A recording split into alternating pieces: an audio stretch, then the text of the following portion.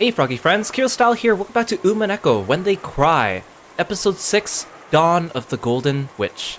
Thank you so much for joining me here on stream. Hey everyone, good to see you. Hey Kieran, CB, Tomo, Sarah, Kibo, Hakaze, Lucian. Thank you so much for coming by the stream, I really appreciate it. Thank you so much for dropping by. So, we are continuing our read of this visual novel. For those of you that are new here, Umineko is a fantasy murder mystery series. If you're familiar with Higurashi, it is done by the same writer.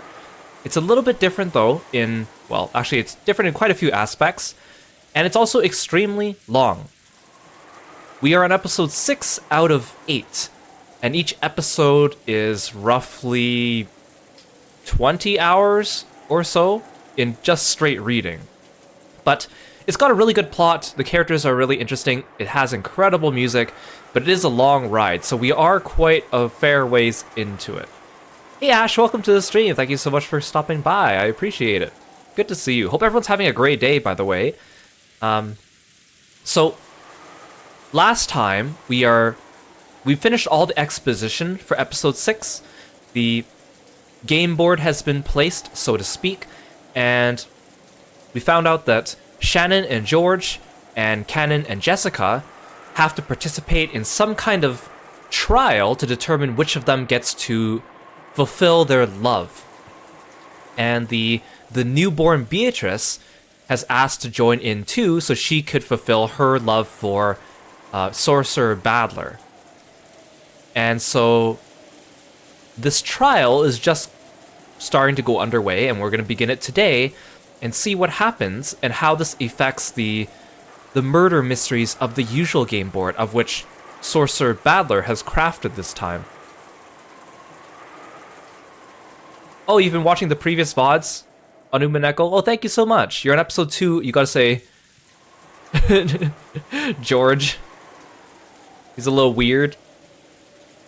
Thank you so much for watching them. Yeah, so if you're curious, or if you want to catch up on this series, if it's caught your fancy, all my VODs are up on YouTube. You can watch all the previous ones. It is a long ride, but again, I think it's pretty worth it for certain parts.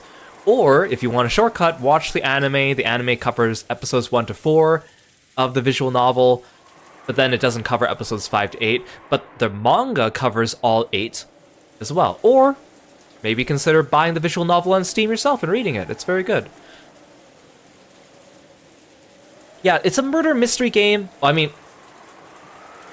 it's not really a game because it's just straight up reading, and it's like a fantasy murder mystery. So the first couple episodes were more strictly murder mysteries, and then afterwards there's like fantasy elements strewn about, but our job as the viewer is to try to solve the mystery, and also see how all the magic and the fantasy is almost like metaphorical. So our job is kind of to figure out where that metaphor fits into the real murder mystery and what's happening. So since we're on episode 6 out of 8, things might seem a little bit weird and otherworldly, but it makes more sense if you've actually like understood the full context. But it's so complicated, unfortunately I can't explain it all here, but it is fascinating.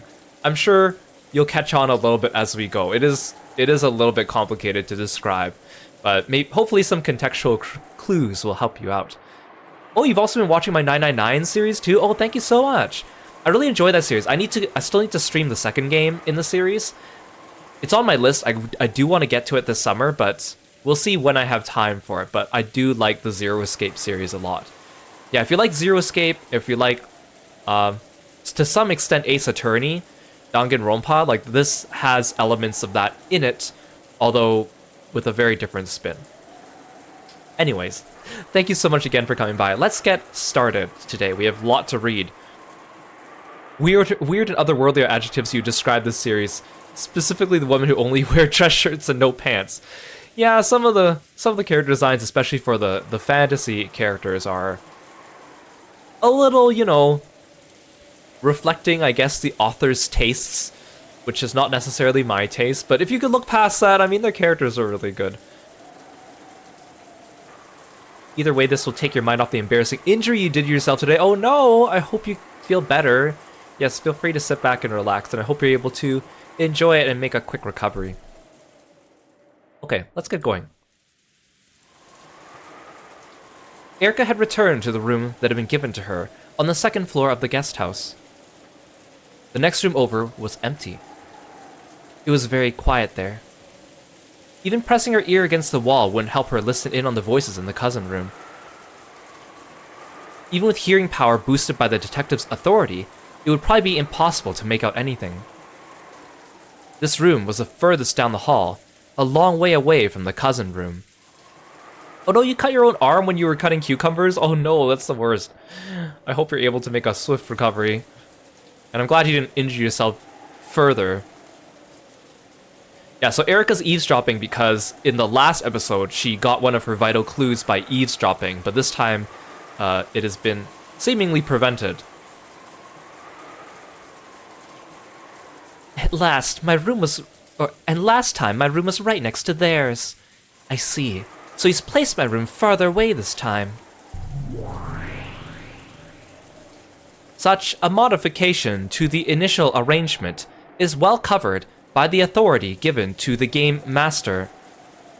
It would seem to be quite a reasonable first move. Well, it's better for me that way too. Like I'd want to hear those brats' squeaky voices as they play cards. This whole time, Erica had been facing the desk and working on something. She was preparing some of the packing tape seals from before. She had asked Kumasawa for the stickiest tape in the place. She drew a complicated signature that could not be counterfeited across it with a permanent marker and then began making notches across it. This way, if she ever wanted to prove that some opening had remained closed, she could stick this tape over it, creating a powerful seal equal in strength to the Red Truth. These menacing seals had cornered Natsui so thoroughly in the previous game. Great. Is something wrong? He got me. That battler doesn't let anything get by him, does he? Erica grimaced and showed the piece of packing tape she had torn off to Delanor. At a glance, Delanor couldn't tell what had annoyed Erica. However, as soon as she held it, she realized the difference right away. This won't be any good. Yep. It's barely sticky at all. This won't reach even close to the Red Truth. Even packing tape can be of low quality, and it sometimes gets weaker with age. The tape Kumasawa had found was a bit too weak even for normal use. It wasn't nearly stick enough to be used as a detective seal. It is possible to tear it off cleanly. This cannot count as proof of a seal. I guess Battler isn't as totally incompetent as I thought. He probably tampered with all the packing tape on the island using the authority of the Game Master. Letting Erica get her hands on packing tape gave her a fatal weapon to use against witches. The previous game had proven this fact, and so Battler had removed that weapon from the entire mansion. Most likely, all possible substitutes for packing tape have also been tampered with. Probably. Well, it isn't really so bad. At least this way I won't have to look like a fool crawling all over the outer wall in the cold rain. Erica tossed the packing tape aside carelessly and flopped spread-eagled onto the bed.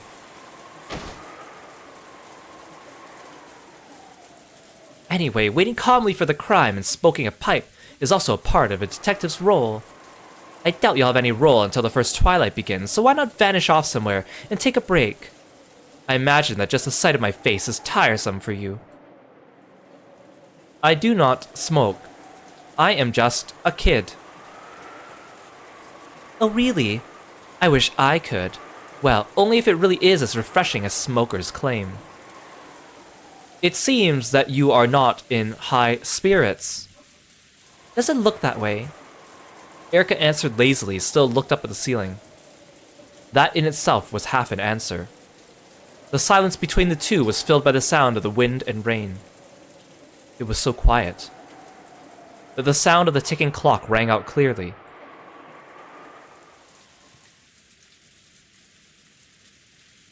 Lady Erica, may I ask a question? Depends on what it is. Answer's probably no, though.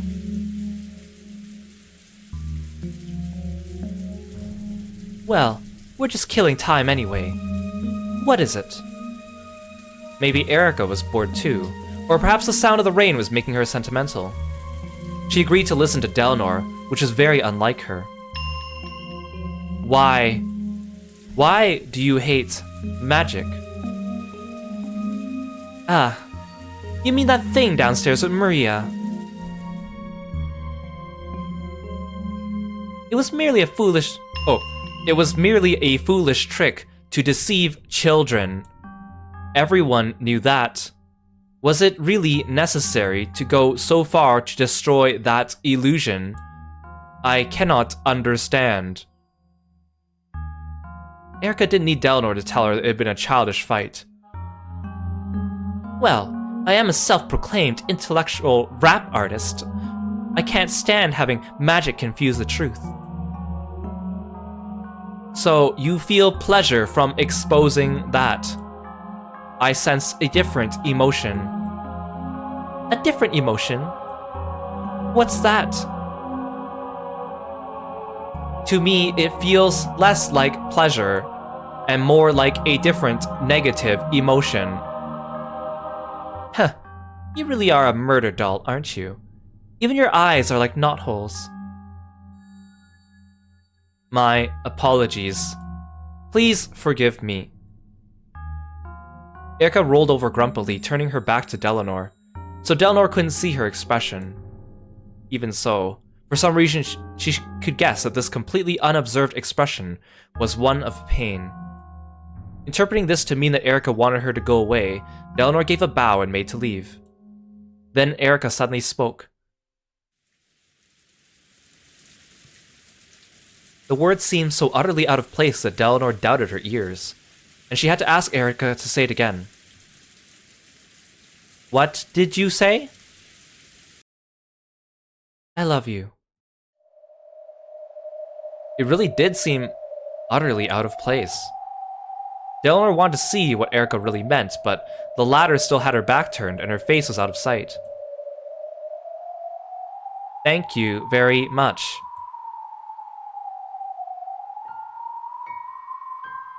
I was going out with someone else a while back, but we've completely broken up. The others might say things out of envy, but please ignore them. I'm going to devote my whole life to you, so I want you to do the same for me. Let's find happiness together. Delnor avoided asking what she was talking about, and stood there in silence. For a while, Erika kept on dully and emotionlessly repeating soppy phrases that might have popped up in some shoujo manga. Then, unexpectedly, she once again followed up with a complete non sequitur. A new wallet. Huh? Of course, she had no idea what Erika was saying. However, with her back still to Delnor, Erika kept on saying disconnected words. A strange cat's keychain. A type of cologne that didn't suit him. A music tape that's not his style, which he said he borrowed from a senior at the theater. His senior was asking, so he had to go. He suddenly got a new part-time job. He said he was talking with a friend on the phone, who just wouldn't hang up. Made too much curry. Went to the theater practice more often, the way he folds paper towels. Thanks, I've already eaten. He knew more about cosmetics. Sorry, I was sleeping. The toilet seat was left down. He spent the night over at a stage friend's place. My acting friends had a party here earlier. Someone must have left it behind. The drain and sink were cleaned out. Receipts and point cards from places he never goes. The muddy soles are evidence you went out on Sunday when it was raining. That matches a strange symbol on the calendar. None of your theater friends have hair this long. That's a leading question. How do you know the plot of a movie you haven't seen yet? Evidence.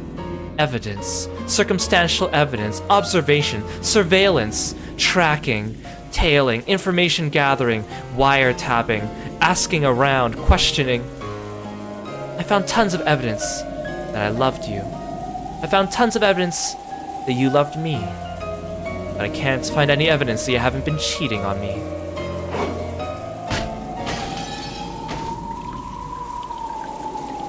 Give it a rest. If you love me, then trust me. If you can't do that, then you don't love me anymore. How could I love someone like that? I'll treasure you for all my life, and I want to do well in theater just as much. You said you liked seeing me act, right? So why are you telling me to stop acting now? Why do I have to choose between you and acting? What's wrong with you? I'm seriously worn out, okay? Come on. If all we do is fight when we see each other, maybe we both need some time to cool off, okay? I need to concentrate for my next performance anyway. This girl working with Senpai suddenly said she wouldn't be able to perform. I need to rewrite the script by tomorrow. I don't have time for this. And anyway, if you really find that hard to trust me, we're through. Stay away. Just go home, bitch. I don't love you anymore. Don't cry, damn it. It's disgusting. Just die. Stop shouting, damn it. You're annoying the neighborhood. Just get the hell away from me and never come back.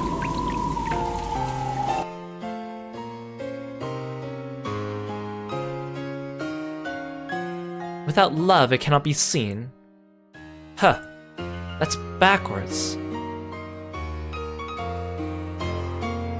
Because of love, you end up seeing things that don't even exist.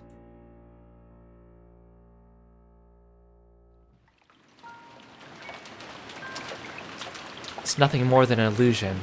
One that no one but you can see, and one that even you can never touch. Without love, humans would never need to sift through truth and lies, because we can see things like that we doubt. We suffer. We cry out loud.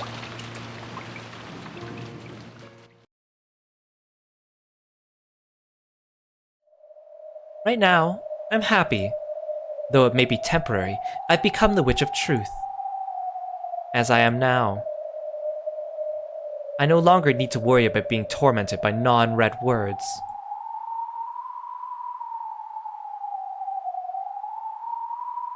What about you? How would you have countered my endgame? How would I? That useless man couldn't have played the part of my opponent in that game. I was wondering how you would have countered it. Hey Lace, welcome to the stream. Thank you so much for coming by. I really appreciate it. Good to see you. Oh, Ash, you found the Umineko fighting game? And you were like, oh my gosh, Kiro was right.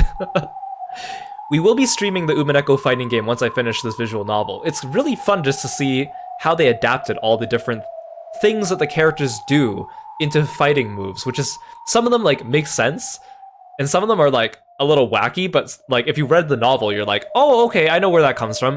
And if you haven't, you're like, none of this makes any sense.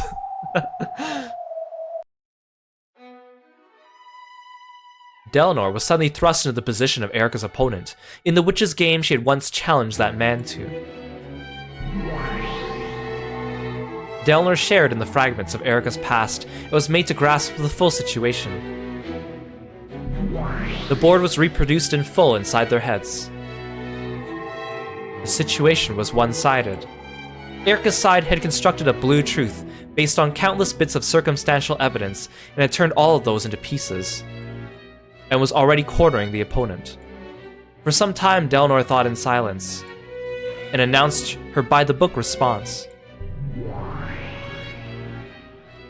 First move. I demand that you provide evidence that I have been cheating. Counter with the blue truth. I present 84 points of circumstantial and physical evidence. Counter with the blue truth. I present 6 points of circumstantial and physical evidence that I still love you. Good. Blue and blue cancel each other out, but the number of pieces used to construct each is overwhelmingly unbalanced. When both opponents meet with the blue truth, the decision is almost always based on which side has more pieces of evidence, regardless of the actual circumstances. This is especially true in the human world. So, by the standard rules, Erika would win. First point to me. Your next move. I will attempt to switch offense and defense. I ask that you, Lady Erica, provide proof that you are not cheating. Perpetual check. That's a forbidden move, since it results in an endless repetition of the same question going both ways. Then I frankly declare that, despite a lack of proof, I still love Lady Erica, even now. That's not red truth, so it's invalid. Even if it was red, that'd be a stalemate. After all, I'd have no move to counter with. Delnor remained silent for a while. Then she quietly responded to Erica's moves until they reached checkmate.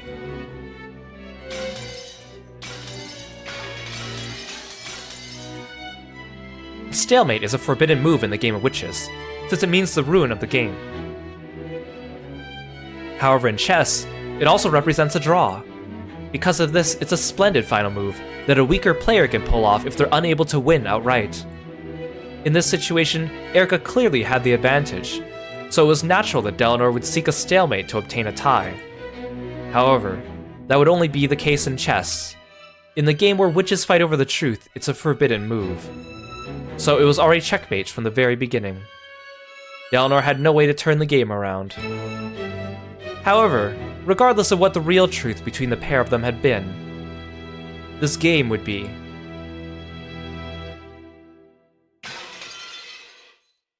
Any other moves? Oh, witch-hunting archbishop, protector of the truth. No. I resign.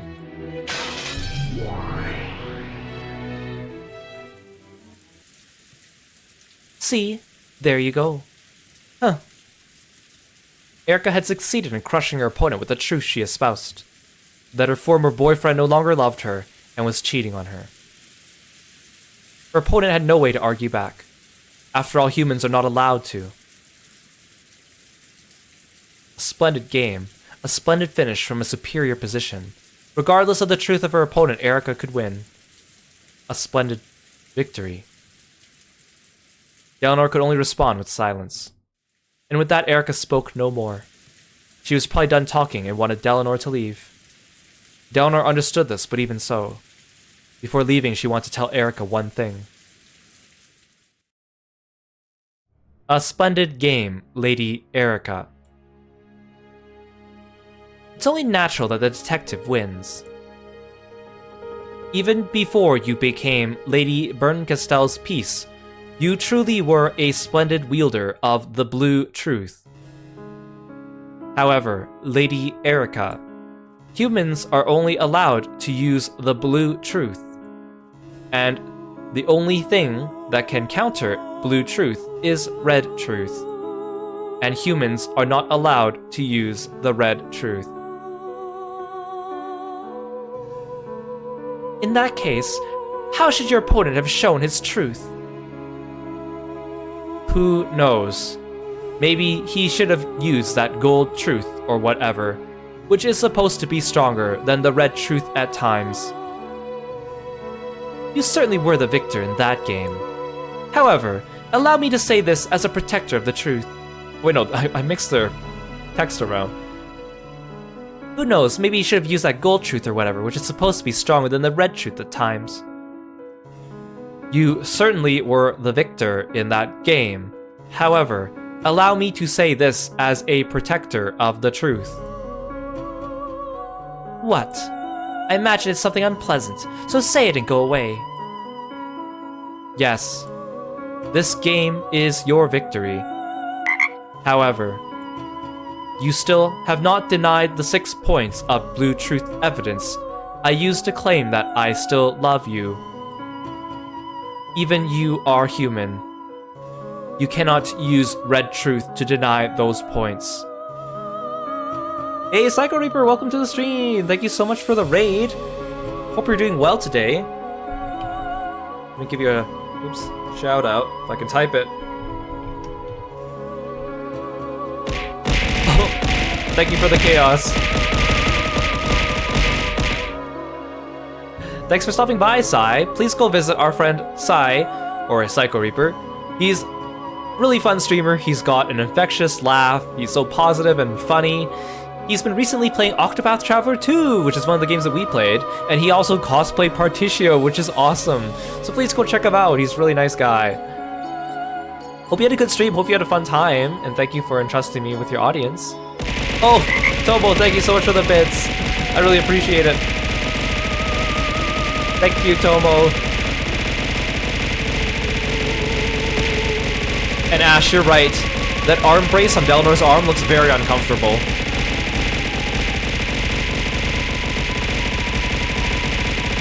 I hope you're having a great evening. I hope you're able to sit back and relax for a bit as we read more Umineko. Right after I finish getting pelted by these lovely bits by Tomo. Thank you, thank you.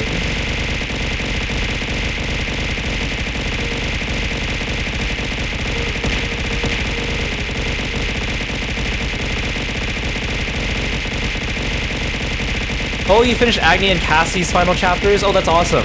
Did you have trouble with the bosses? Or was it easier for you because you kind of knew what to expect after seeing me fight them? Because Agnias gave me a lot of trouble.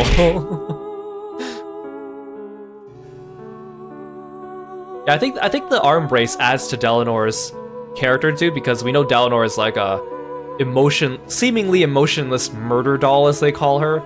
So having the arm brace is kind of like fitting for her too.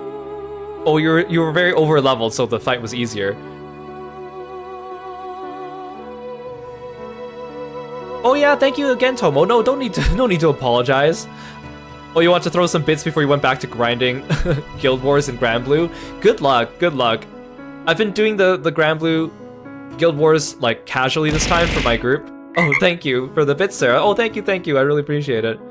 I've been doing the Grand Blue Guild Wars fights for my crew and trying to reach our minimum amounts, and man, like Light Guild Wars it's so hard now because of all the new units we got last Halloween. Everyone else is so overpowered. It takes me so much longer to do the raids than everyone else.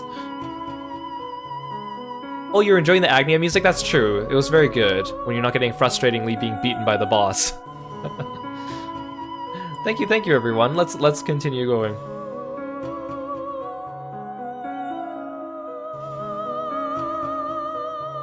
Later on, I used the detective's authority to have all 84 points transformed into red truth. By the power of my master. I am human, yet superior to humans. A detective and a witch. I am the Witch of Truth, Frudo Erica. Any other questions? Parting remarks? I have none. In that case, please excuse me. Delanor bowed and disappeared. After that, all that remained was a single Witch of Truth, laughing off a bitter past with an equally bitter smile. Oh, you're saving Particio's story for last? Good choice. Particio's story was really good. Judging by the bedside clock, it was almost exactly 24 o'clock. Okay, guess I should get a little sleep. The curtain is finally open on the second day, October 5th. I wonder if this round's murders are happening somewhere about now. I hope our victims leave us some interesting dying messages this time.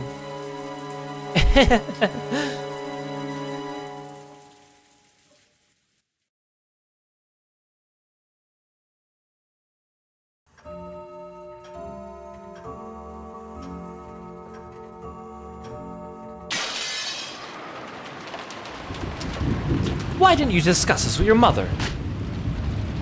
This is about the partner who's supposed to support you throughout the rest of your life. That's right. She's the woman I want to spend the rest of my life with. And that's why you need to choose very carefully, right? How can you be so rash? Ava and George could be seen beneath the eaves of the guest house. George had revealed his engagement with Shannon. Ava's anger had exploded almost instantly. This had been no more than George had expected, so he had responded with an ice-cold calm. Did you sleep with her? She told you she was pregnant to force you into a marriage, didn't she? How rude. I'm a strong believer in preserving chastity before marriage. Then why an engagement? I asked her. She accepted. What more could be needed? No, it's all wrong! Marriage isn't as easy as it seems in manga or whatever you're thinking of. What about her parents? Relationships between the two families? Are you some stray alley cat or are you Ushimiya George? How could you be so rash now when you might even be selected as grandfather's successor? Why didn't you consult me? I'm consulting you right now. No, not consulting. I'm just reporting. I've never counted on being selected as grandfather's successor. In fact, I'd rather refuse if it did come down to that. I want to build up my own country and castle from the empty wilds, just like father did. Now listen here. Do you really realize how hard your father has worked to get here? That's not something you can just duplicate by imitating him. Do you understand how often he was saved by luck and coincidence before now? And he got through it because he had a wonderful life partner by his side. You.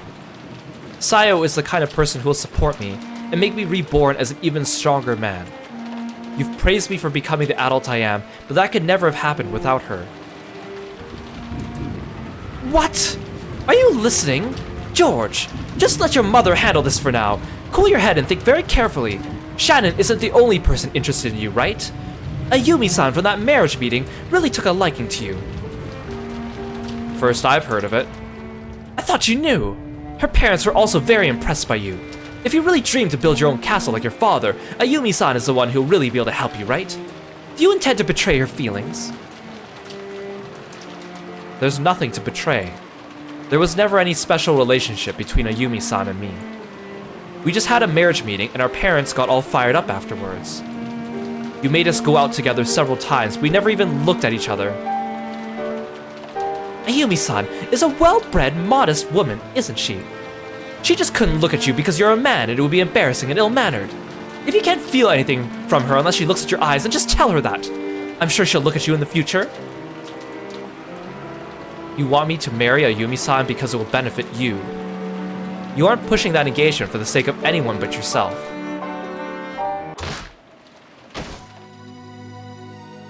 George! How can you say that?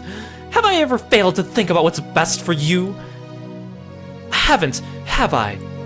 What is a parent's job? It's to look after the long-term welfare of their children, right? We've been looking down upon your entire future from a great height. And from our vantage point, we can see you're letting your momentary youthful emotions lead you down the wrong path. That's why I'm saying this, even though I know you'll hate me for it. If I didn't care for you, we wouldn't be having this fight. I'd just tell you to marry whatever strange girl you like and leave you be. You hear me, George?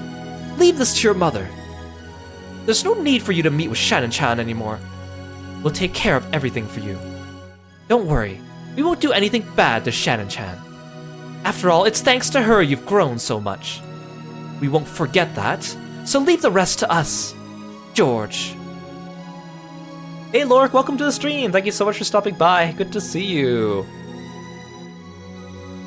So far in the stream, we've learned a little bit about Erica's backstory, and we found out that Badler removed all the good packing tape from the mansion, so she can't use it for a detective seal, and he also moved her room down the hallway, so she can't eavesdrop on the cousin's room anymore. Now George is having a fight with Ava.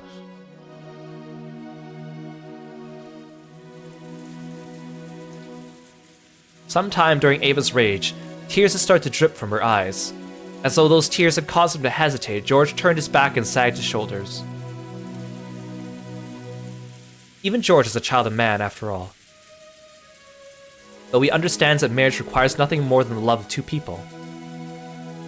He can't get over his desire for his parents' acceptance. So, he is trapped between the tears of the mother who has always helped him, and the fiancé he chose. Or is he? Okay. I think that's about enough. Huh? All my life, you've done a great job raising me, and I'm grateful for that. When I have children and become a parent, I'll become a parent like you. I'll be the kind of parent most worthy of respect in the entire world, one who can truly fight for his children's sake. George! With his back still towards her, George threw away his umbrella. and slowly stepped out from beneath the eaves into the rain. Then he slowly turned around. It was, without a doubt, the familiar face of Ava's beloved son. However, he was now his own man, self-controlled and independent enough that their blood connection might be forgotten. I think it's about time. For what? I think it's about time you learn to let go of your son, mother.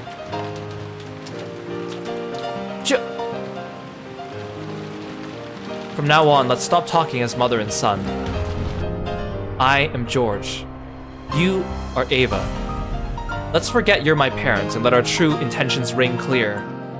The reason you want to choose the person I marry is for financial reasons, public appearances, and so that you can look good in that continuing quarrel between you and your siblings. You have no other reason. You do well to just give up and admit it now. I'm about to share my point of view with you. I suggest you do the same. After all, you will lose.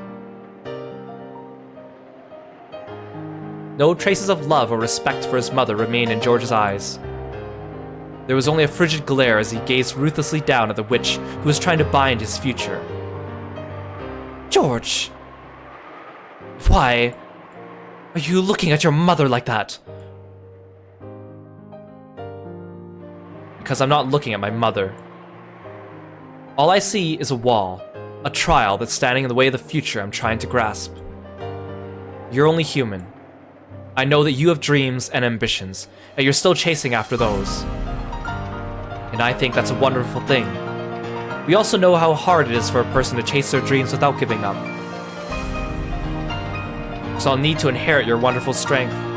I've learned a lot from my parents, my friends, and Sayo, and I've grown. And the last thing I've learned, acquired and perfected, is the real Ushimiya George. Now I'll overcome the final barrier.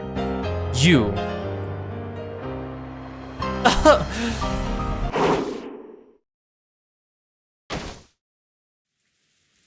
What? Ava had disappeared. The pouring rain landed evenly across the ground everywhere. No, it was blocked very slightly in one place. However, there was no one there. Standing on the ground isn't the only way to block the path of the rain. Then, could it be... Huh?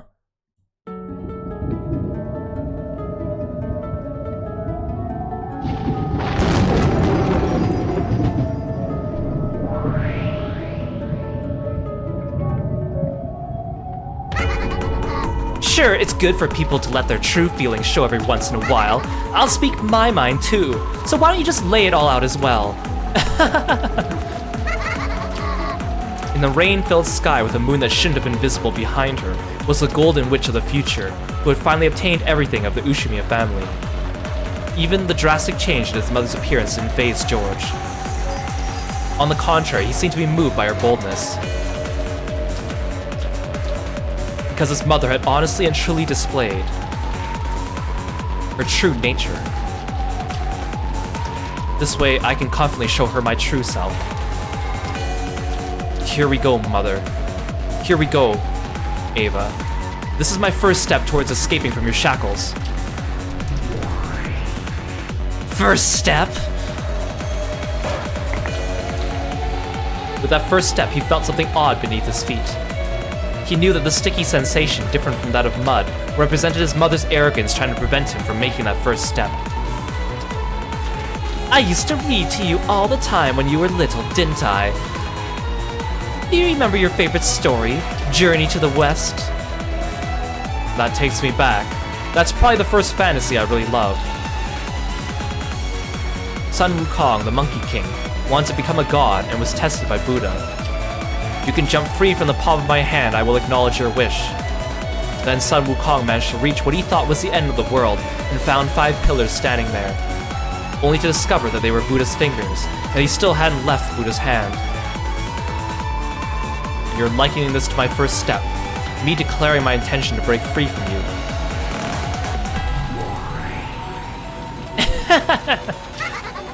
Your resistance, your conflict, your anguish and self-restraint and everything else, all of it is a road I once traveled down. This first step of yours is so trivial that, when compared to my life, it'll just get gobbled up.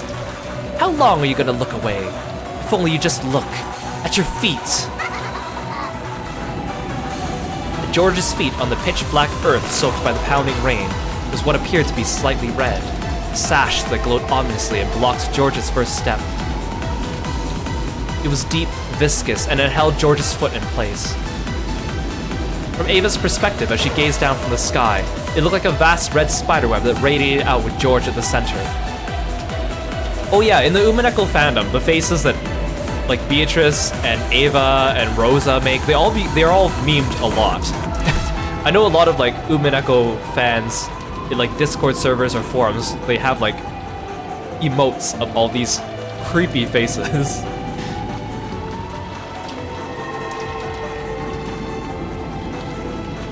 That's right. This is me. This is me being tied down by countless studies and raised for the sake of your ambitions. No, that's not it. Let me put it so you can understand. I'll show you. And then you'll realize the truth. The vast red spiderweb on the ground scooped up George as easily as scooping scum out of a pot. Then it lifted him into the air like a deer caught in a net and swung him about. Laughing insanely, Ava was as innocent and cruel as a grade schooler, happily swinging out a bag filled with her gym clothes.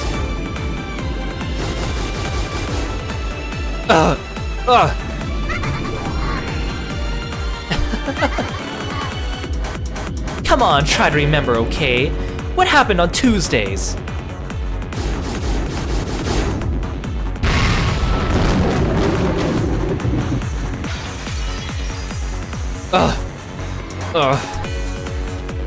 I remember. That was piano lessons. I still cringe whenever I hear I stepped on the cat. You did violin in kindergarten. That's the sort of instrument you'd expect smart kids to play, right? But you didn't seem to have the talent, so we switched you over to piano. It'd be cool if I had an Umineko Kirby emote of him looking diabolical. I don't know, that might give me nightmares. We'll see, we'll see.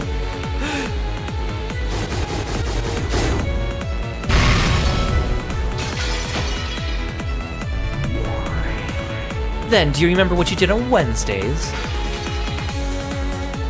I remember. That was the day I'd crammed school.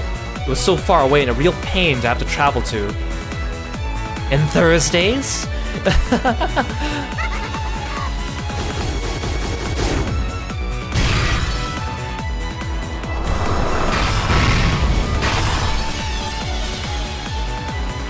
That was the day for supplemental lessons.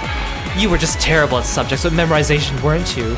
You could apply your knowledge, but were horrible at learning by rote. A classic. He can do it if he tries, kid. That one stung. Those are the most annoying words a kid can hear at a parent-teacher conference. You can lead a horse to water, but you can't make it drink. That's a British aphorism, isn't it? Making you get and stay motivated was the hardest thing to do.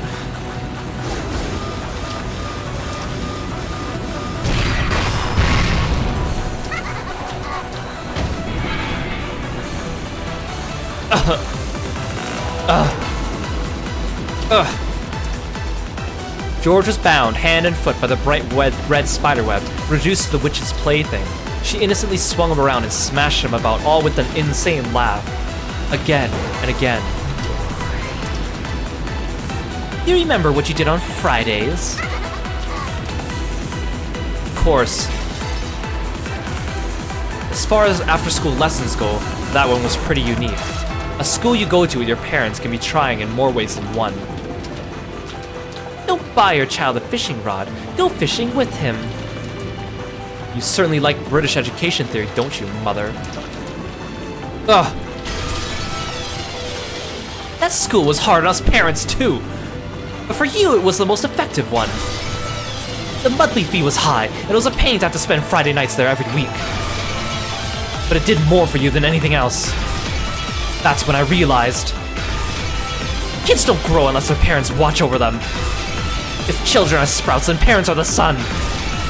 No plants will bud and no flowers will bloom without the sun.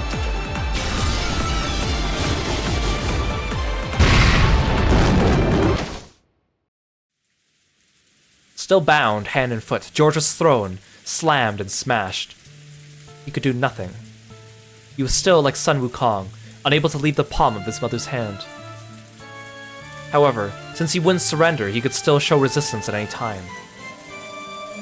What about Saturdays, huh? That's when the tutor came. He came to our house, which made it much easier, right? It was a pain having to invite some other person into my own private room every week. I hated the smell of sweat left behind when he left, so much I could still remember it. He was a wonderful teacher who drilled a scholarly attitude into you. His monthly fees were on par with a lawyer's consultation fee, and it was well worth it. Then on the Sundays and Mondays that followed, I didn't have any extra school and could finally rest. How ironic. Have those extra classes from Tuesday until Saturday held me down all this time. I really am just like Sun Wukong.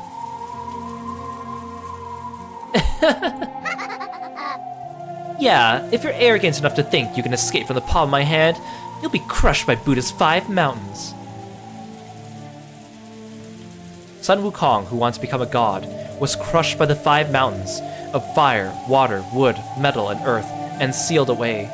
These are the 5 elements that the days of the week, Tuesday through Saturday, are named after in Japanese. Only now did George, who had always admired Sun Wukong, recognize this greatest of ironies.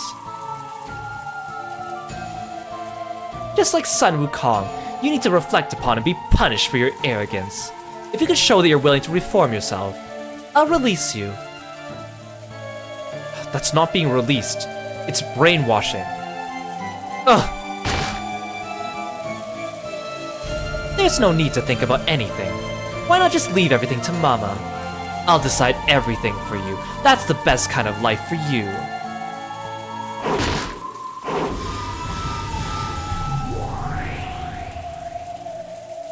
I found the most intellectual woman in the world willing to devote herself to you. I found the most intellectual woman in the world willing to devote herself to you entirely. I'll arrange for all of your successes and even prepare the roads leading to them. And eventually, you will be chosen for the highest honor in the Ushimiya family, the position as successor to the headship. Only then will you begin your true life. Yeah, this is some messed up therapy counseling session. All you hear is Ava getting mad at George, and then Ava helicopter bombing George around. In the Umineko fighting game, Ava Beatrice is a playable character, and her ultimate finisher is she wraps you up in this big red spiderweb fishing net ball, and then like throws you around, basically like what's going on here. First step. Don't make me laugh. You still haven't even been... The first step. Don't make me laugh. You still haven't even been born yet. This isn't my web you're caught in. You're still inside my caring, nurturing womb.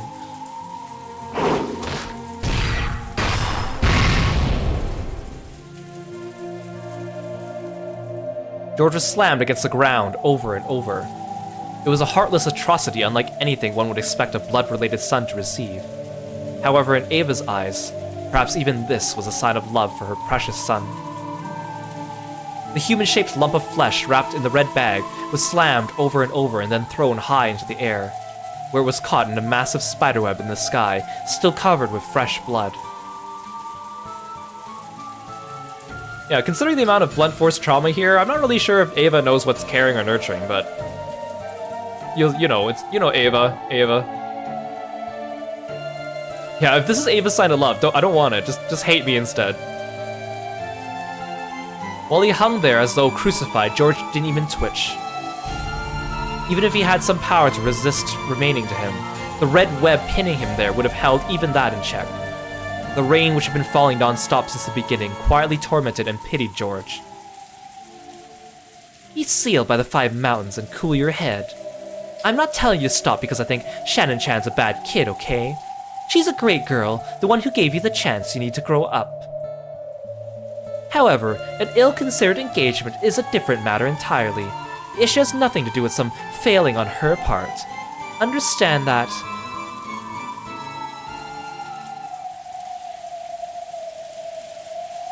Blame the problem, not the peer. Right? That's another British saying. I really did raise you to be a smart kid. No, I am raising you. You're still inside me, right? You need to be nurtured a little longer. Ava, this metaphor is kind of weird.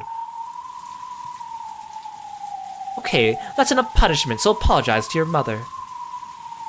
The spiderweb released George reluctantly. Then it threw him to the ground beneath the cloudy sky. Thank you, Mother. It was all George could do to get up on his hands and knees. Though he wiped the mud away and stood his ground, he still couldn't raise his head. Everything you've done so far, you've done for me, haven't you? Thank you. Thanks for everything. That's right. You must hate me now. But one day you'll thank me. I'm sure you'll understand how much I loved you. Being bound by all those extra classes from Tuesday until Saturday. It's a sign of how hard you worked to raise me to be an excellent man. Thanks for calling Kirby, Ash. Oh, you just imagine Erica staring at all this happening in the bushes.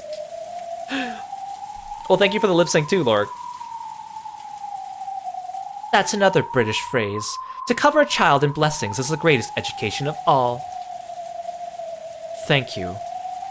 In return, I'll give you a British saying. What's that? Even if you strike all the trees in the forest once with an axe, you will not fell a single tree. Huh? And what does that mean? Maybe this one is clearer. To spend too much time in studies is sloth. Francis Bacon. Man drenched in mud and blood, straightened his crooked glasses, and slowly stood up. Though he was covered in filth, his appearance had a divine quality to it, something that could only appear on a self-controlled man, not one who had merely been dozing in his mother's amniotic fluid. Again, what a really weird metaphor here. I cannot count the number of things I've learned from Sayo. She taught me courage and chivalry, how to be ambitious and witty and humorous, and just a little stylish. It's ironic. Almost all the things you say are so wonderful about me didn't come from you at all. George, are you still? Time to get back in Mother's womb. I'll nurture you in a sea of warmth once more. As Ava howled, a bright red spiderweb appeared at George's feet once more and tried to scoop him up into the air again. However, at that instant, a powerful magic circle could be seen in the area surrounding George for just a moment. Faster than he could be scooped up by the spiderweb, George jumped, and with a sharp kick of the heel and a magnificent forward flip, he cut the shackles of that spiderweb apart.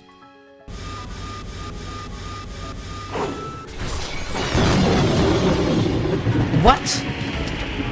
That smooth movement proved that he had possessed the power to escape from those shackles all along. He had willingly allowed himself to be bound by that web. Everything I owe you for what you've done, I've paid back now with pain. Thanks to that, I think I'll finally be able to leave the nest for good. You really do need these every now and then. Fights between parents and kids. George, why must you disobey me so completely and with a little girl like that? It looks like you really do need to let go, Mother. Maybe it's about time. Time for what? It's about time. Time to start fighting back. The curtain of spiderwebs that Ava shot out in defense were all too slow. George weaved through them all in one instant, and the next he was right before her eyes. Ah!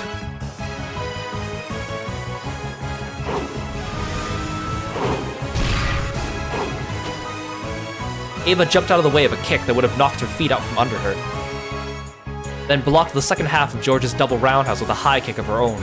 I guess there's one thing I can thank you for teaching me. Oh, and what day of the week was that? It's the martial arts training we focused on during long breaks from school.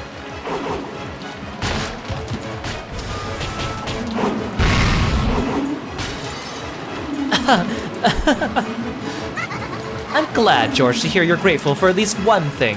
Your mother is happy. It was time to beat up your mother, who is now a child. Again, her being Ava Beatrice looking young just makes this whole, like, weird birth analogy even worse. Why couldn't they make Witch Ava actually be her age? Ava's swift feet would flash like lightning. Low, low, low, mid-level attack. As George's head fell forward, she caught it in both hands as though she was about to smash it against the ground. It was then met with Ava's knee as it rose like a bolt of lightning from the earth.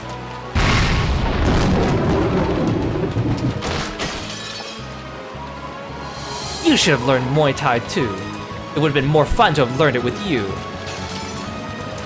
You're right. I never had more fun than when I was learning martial arts with you. Then right now is when we get to have the most fun. Isn't it fun, George? Isn't it?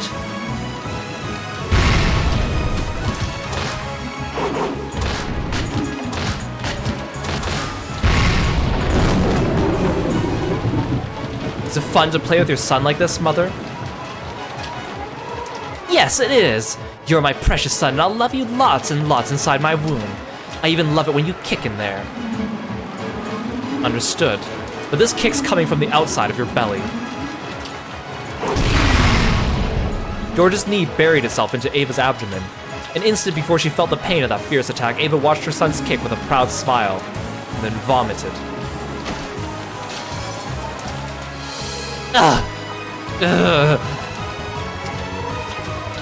You're getting on in years, Mother.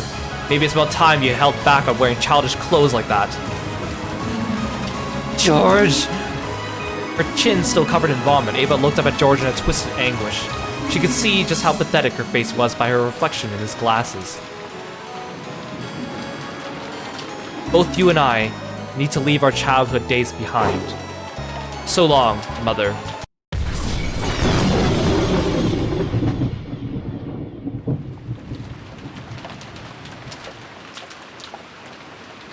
You could totally see Kiro being a martial arts instructor. Well, thank you, I'm very flattered. The fierce lightning and rain made time freeze. George's beautiful kick had stopped an inch from Ava's chest. However, the power of the red magic circle surrounding George had already pierced Ava's body. Though he had stopped without hitting her, blood poured out from Ava's back. No wound had been left on her chest, but her heart had been punched through. Ava slumped backwards and landed in a puddle with a splash. There were no convulsions. Her life had been ended without leaving her even an instant to writhe about in pain. I know you're somewhere over there, Gop. As he straightened his glasses, George spoke to the rose thicket behind him. Then a pitch-black hole opened up in the air there and Gop jumped out. Impressive. Even considering that was before her ascension, I can't believe you managed to defeat Ava Beatrice. I thought you'd be there. Thanks for not interfering. I'm glad we were able to keep it between mother and son. But of course, I wasn't here. You summoned me just now. Doesn't matter either way. I have something to ask of you. Is there any reason I should listen? Will you refuse to listen? With his back still facing her, George reset his glasses. The threat in his voice had the solemn presence of a king who could control demons. That presence made Gap gulp, and she licked her lips before bowing respectfully to his back. I like hot guys, but I like monarchs even more. Your wish is my command, oh Demon King. I want you to lay her body to rest in a place fitting for a woman who admired the head of the Ushimiya family, and who lived her life with the misguided dreams of that position. So in Kinzo's study, No. The VIP room will do fine. That never-opened VIP room on the second floor of the mansion. Ah, that room. As you wish, your majesty. I love how everyone's first reaction to seeing Gop is always like the side boob, because it's just so like atrocious. But apparently, Gop's clothes are actually based on like a real-life Japanese like high fashion clothing line. And she actually like makes a joke referencing it at some point in episode 4. Yeah, it must be very drafty in there, huh? You don't know why, but you want a Kiro outfit that shows skin. I don't know if I could pull off a side boob quite like Gop does.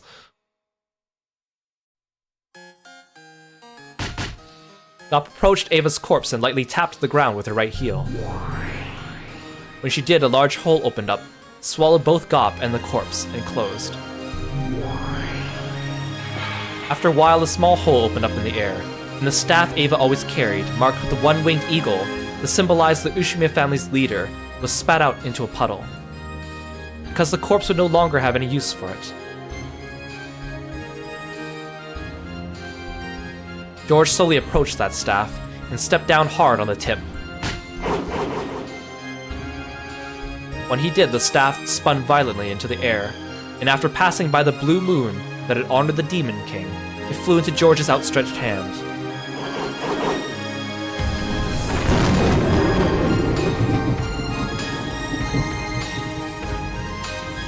The instant he grasped it, another fierce lightning bolt landed nearby, and by the time the flash disappeared, the staff he had held had become a spray of gold butterflies and vanished. It was as though George had crushed the staff out of existence.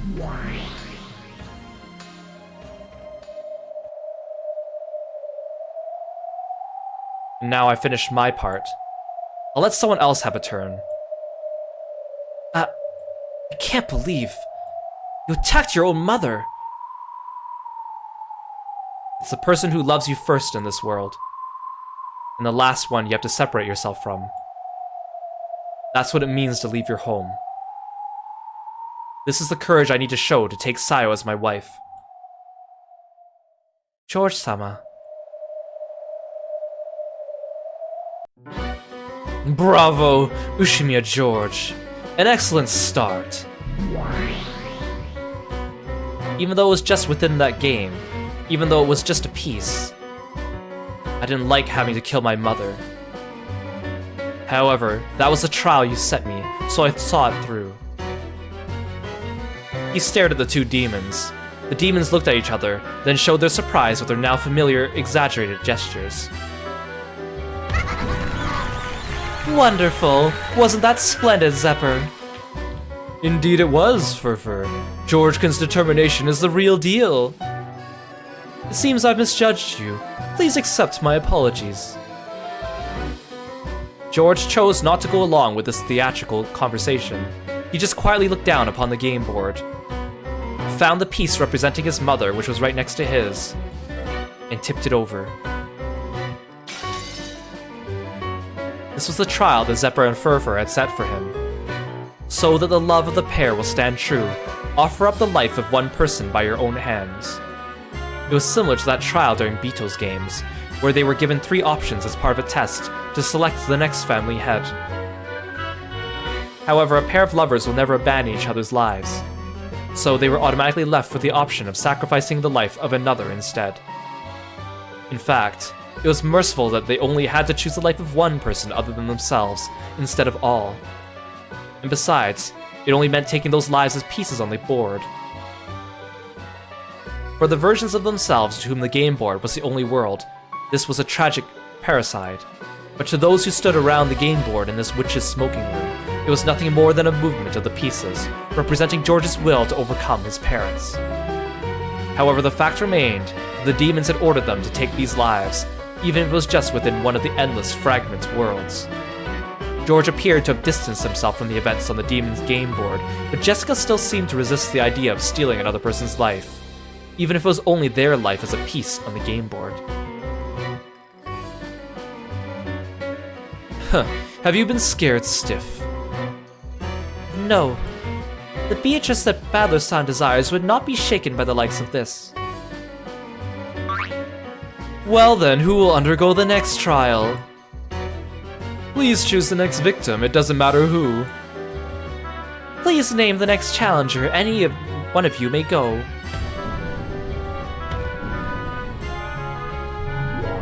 If no one speaks up, that means I win, doesn't it? Yes, that's right. If so, congratulations, Ushimiya George. The key that leads to successful love between you and the one you cherish. We will now proudly grant. Hold it right there. As the demons delightedly named George as the victor, they were interrupted by the next challenger. Jessica-san. I'm up next. Okay, I'll do it. I'll show you that I'm serious about Canon-kun. Shannon be like, I don't know, George, I don't know if I can marry someone who kicked a hole through his own mother. George be like a 10, but he kicked his mother as a child.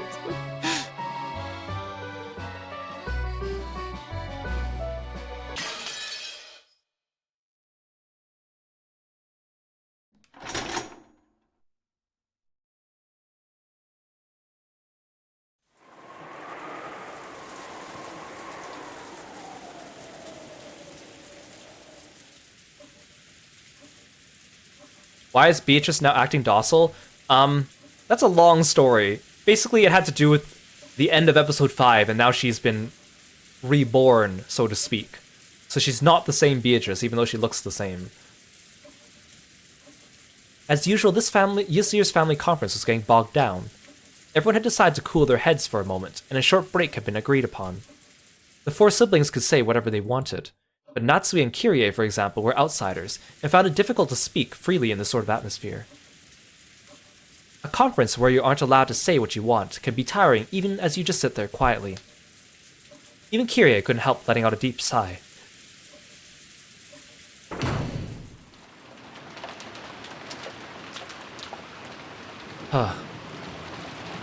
This was the second floor hallway of the mansion. Rudolph had wanted to be alone during the break, so she had felt like doing the same. And had drifted up the stairs to reach this place. Kirie's expression was less tightly controlled than when her husband was around. She wore a tired look that she didn't often show. She pressed her cheek against the cool window glass. I need to regain my spirit and support my husband, even if I'm not allowed to speak. That's the duty I've won. Who is it?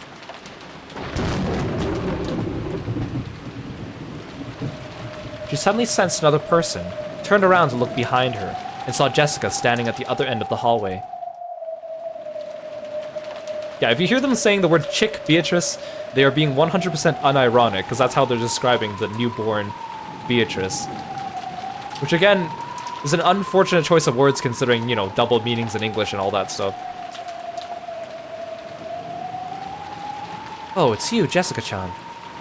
Didn't you go to the guest house? Well, I sort of decided to head back to my room to get a book. I see. And you're on your way back to the guest house now? Yes, that's right. I can't stand this rain. Is the wind really strong? It's weak right now, relatively speaking. As Kirie looked out the window, Jessica watched her back, looking agitated. Aunt Kirie, I'm sorry, but you've only got your bad luck to blame. Ah, Zephyr, Jessica's roulette of fate has chosen Kirie. What will you do, Jessica? The roulette has chosen Kirie, but you may reject that choice and spin the roulette again if you wish. It doesn't matter whose life is sacrificed for this trial. Jessica wasn't like George. George had willingly chosen Ava to be his sacrifice, to signify his separation from his old life, so he could step into a new life married to Shannon. However, Jessica hadn't thought of any particular target, so she had left it up to the roulette of fate. There was no exaggeration. She had walked around at random, imposing a rule on herself that the first person she met would be chosen as her sacrifice. And so the roulette of fate has brought her to Kirie. Of course, there was nothing forcing her to keep to that rule. However, Jessica didn't want to break a rule she had once made. Even though she was participating in a demon's game, she still wanted to cling to this one last virtue. Right now, she could attack that unprotected back, but Jessica still wasn't able to fully resolve herself. What is it? Do you have something to say to me? Noticing the strange distance Jessica was standing at, Kirie turned around. That unprotected back was already gone. Jessica realized that her hesitation had made her lose her own first chance. She had taken on this demon's game to prove her love for Canon. However, would it really be okay to sell her soul to demons? For the sake of love? She had energetically consented to this demon's game, not wanting to let George, who had already taken an open-minded view of the situation, get any more of a lead on her, but her heart still wasn't ready. Maybe I shouldn't be asking you this, Aunt Kirie. What is it? It's rare for you to ask me questions, Jessica-chan. I hope I'm capable of answering them for you. Actually, I have someone I like. Oh, really? That's wonderful. Then is it love you want to talk about? Yeah, pretty much. Very well. I'll help out if I can. Thank you very much. Actually, is it still one-sided? No, I guess you could say it's just become mutual. But, well, there's this trial for us to be joined together. Trial? Now what could that be? There's the two of us and another pair of lovers, and we have to fight each other. You mean a love triangle? Or is it a square? Sounds complicated. And? Only the pair who wins can be together. It's something complicated like that. In other words... That sounds awful. A love where neither side can succeed unless they use the others as stepping stones. Yes. If we're joined, then they'll fall apart. And the same the other way around. I think I can see where you're going with this. Something like this, right? How far is a person allowed to take advantage of others to find happiness? Right? Yes, Kirie was smart. She'd already guessed the question that Jessica had wanted to ask most. If you don't fight, it automatically becomes their victory, and you'll lose. However, if you fight and win, that means they'll fall apart. It's nasty either way. However, the answer is obvious. Yes. Kirie giggled.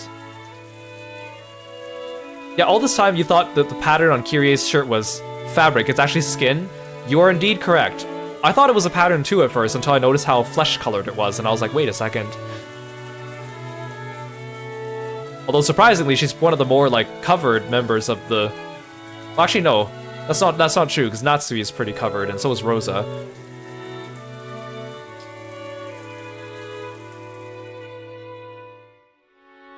She wasn't willing to stick to her love until the end, and that would show the limits of their relationship. If that was the case, she should let the other pair of lovers win. However, if this was a love she couldn't abandon her chances at victory either. So she had no options other than to fight.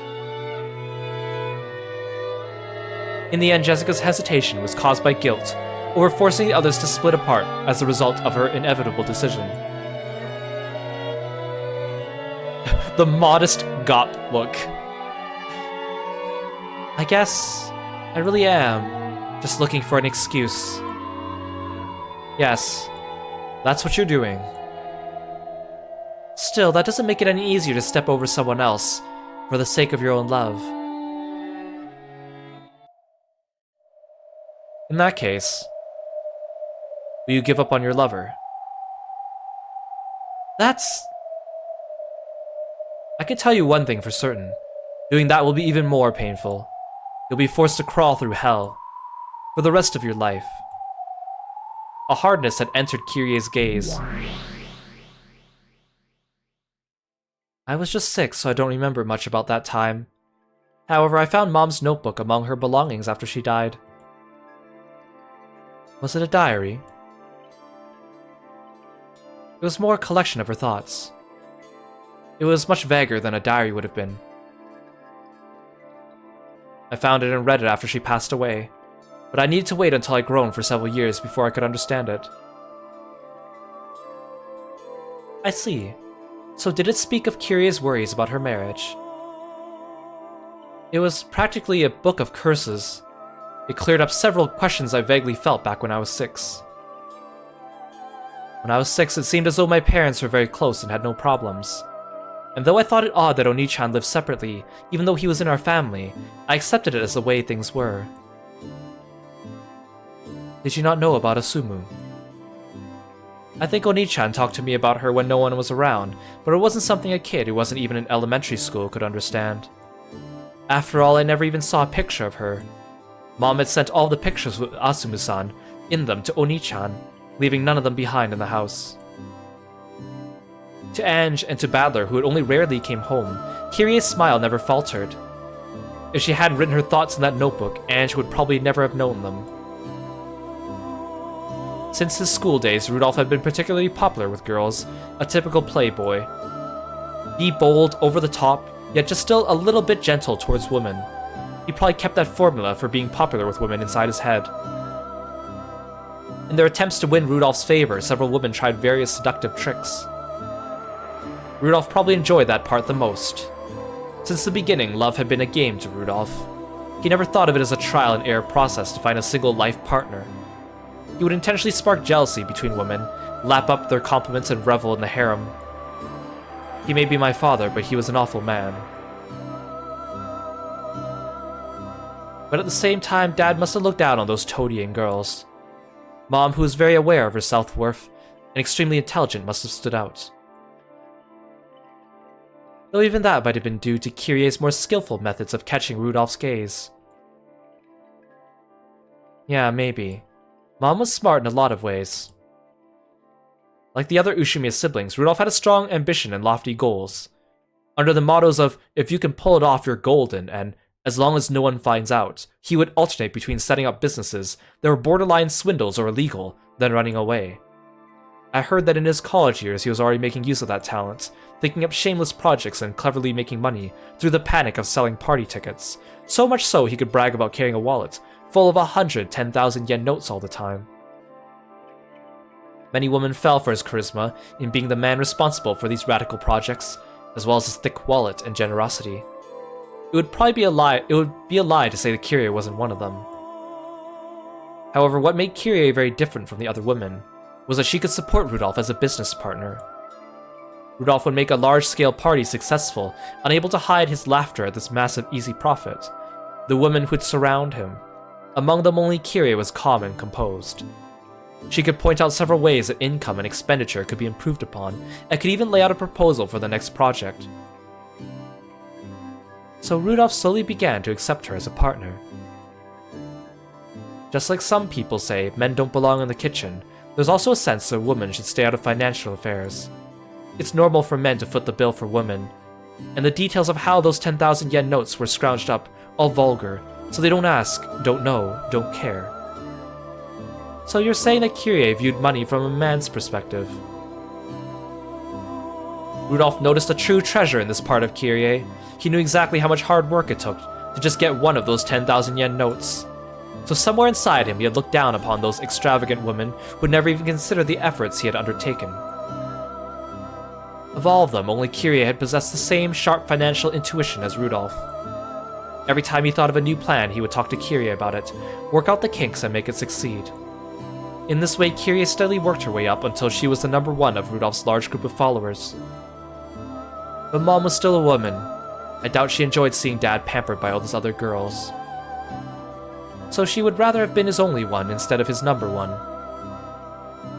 Yeah, though she served as Dad's right hand, she slyly got rid of other women in the shadows. It was only a matter of time before Mom would succeed in her love.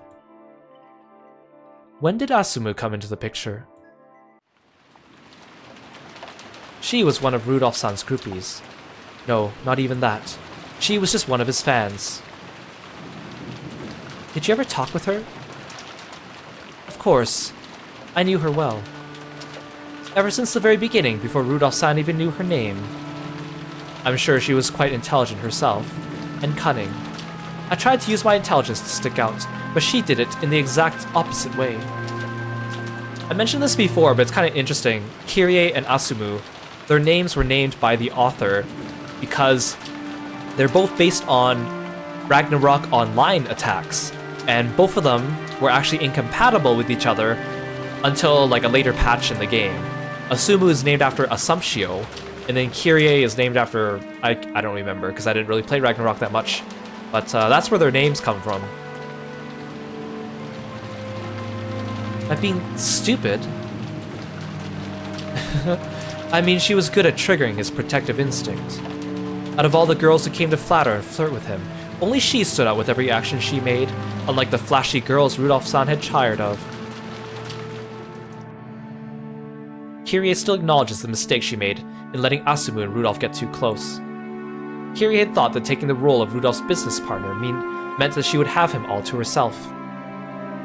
That might have been due to her pride, and it might have been her arrogance as she tried to eliminate the relationships between all the other girls and Rudolph. Perhaps she sometimes tried too hard as a business partner, putting too much pressure on him regardless of the fact that it was justified. Bit by bit, Rudolph had started to need a woman who could stay quiet and soothe him, without making him think about anything complicated. That woman was Asumu. I am ruthless and intelligent, rational and economical. In a plank of Carneades situation, I would push the other person off without hesitation. I thought that was the kind of partner suitable for him. However, though that ruthlessness had made her reliable on the business side of things, it might have disturbed Rudolph deeply outside of business. At some point, though, Rudolph still acknowledged Kirie's skill, he began to yearn for a quiet, warm acceptance. Asumu had satisfied all those conditions. She would never talk about anything complicated. Even if she did, she would just shake her head to say she didn't know. However, she would care more for him physically than anyone else, quietly putting a blanket on him and staying by his side until morning. Yes, I did get the position of his business partner, but before I knew it, Rudolph-san had grown a need for a mental partner, someone who could heal his heart. Though I foolishly claimed to be the intellectual one, I never noticed. And then, Uncle Rudolph married Aunt Asumu. Yes, that's right. She stole him away by sleeping with him.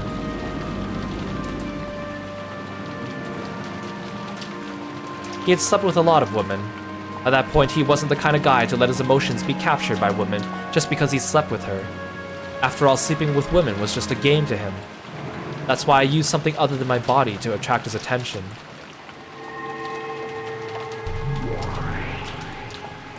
What pride as a woman. Before long, they were both pregnant. Asumu-san told Dad about it right away, but Mom did the opposite. So she was afraid the pregnancy would threaten her position as his business partner. Apparently, Mom didn't eat much at the time, so her period was often irregular. Because of that, it took a really long time before she realized she was pregnant. When did she notice? It was after Asumu-san suddenly moved into Dad's family register. Mom learned about her pregnancy after that and plotted several times to split Asumu-san and Dad apart, but even though Asumu-san always acted like such an airhead, once she got her hands on Rudolph-san, she didn't let go. Why should I care? Please stay out of our way, she'd say. And this coming from that little girl who would curl up into a ball every time she got on a bus. At that point I realized she had been the truly cunning one. Yes, even her fear of vehicles was another lie to catch Rudolph-san's sympathy.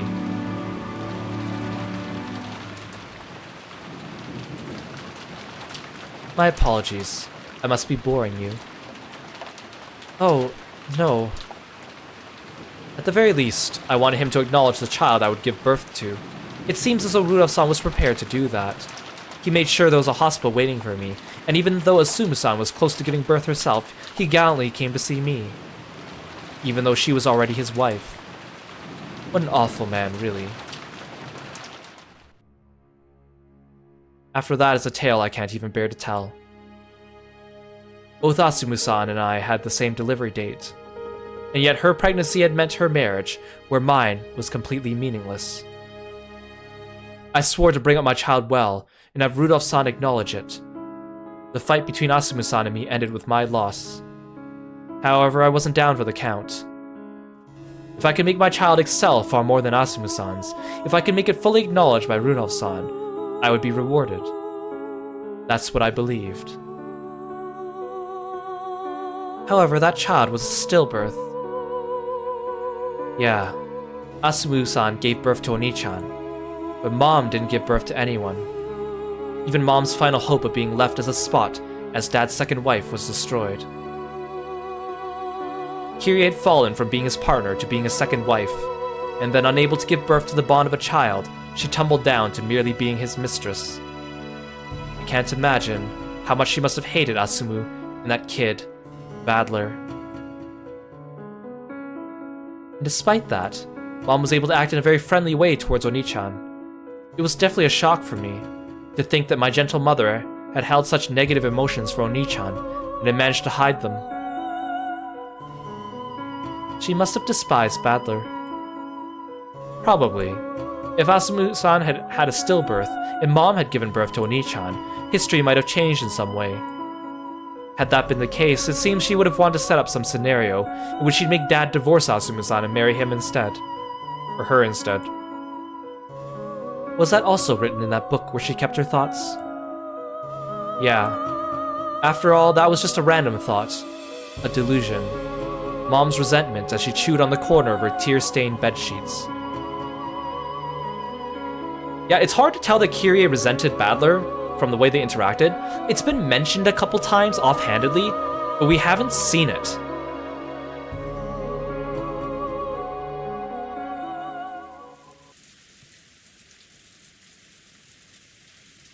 There's just one thing I regret. You mean the pregnancy? No. It's my arrogance I regret. Rudolph-san is mine now, so I'm completely safe. I'll never lose to that Asumu kid. When she was busy screaming her head off on buses and planes, I was capable of properly managing the arrangements and expenditures for them. And so I was overly confident that I was the one Rudolph-san trusted the most. They say love needs to be nurtured, right? Yeah. So remember back in episode 3 when Kirie fought against one of the 7 Sisters of Purgatory about envy, and she was like, you can't even match my envy. Like, this is what she's talking about. That's not wrong. The two of you need to water it, care for it, and nurture it. And in the end, it will finally bear the fruit called love. Did you know? Love doesn't end when it bears fruit. If you don't harvest it as well, the romance you started will never amount to anything. Harvest it. You need to think about that yourself, Jessica-chan. If you make it bear fruit without harvesting it, it can sometimes grow rotten. And bugs will often gather around it. In fact, sometimes thieves will come by and pluck it off the branch.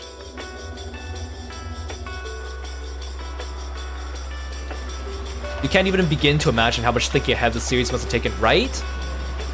I would really love to know, like, how much of it was planned out in advance and how much was changed as the episodes progressed. Because as we know, Ryukishi adapted some of the episodes based on fan feedback and theories to accommodate some of them.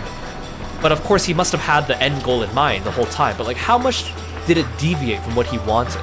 Like, fun fact, I read that he originally intended for Natsui to have an affair with Goda, but then he changed it based on feedback from his staff members that thought it was not proper for the story. Like, there's so many things that he changed along the way, but like, how much of it was set already and how much of it was thought out in advance? Because obviously everything from the questions arc has clues and hints towards the answers arc, so all the things that he's planted earlier were definitely things he thought out ahead of time. But how much of it was kind of like, oh, this coincidentally matches up with what I've been going with, let's add that in?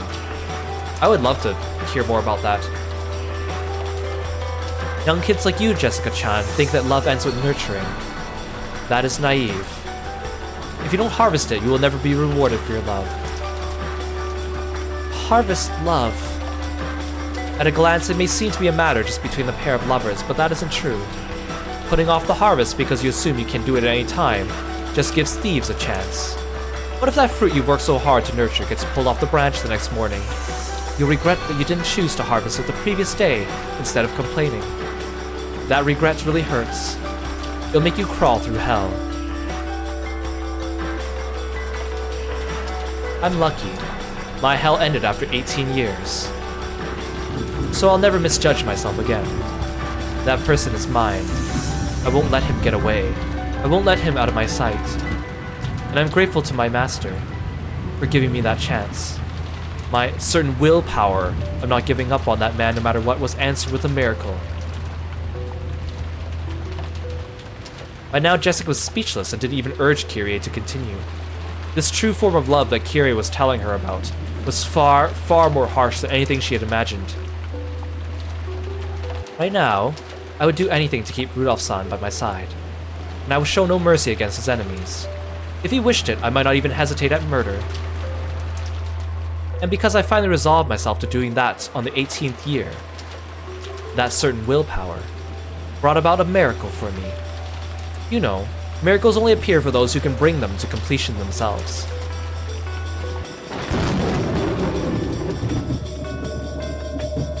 Asumu's death had not been a murder of any sort.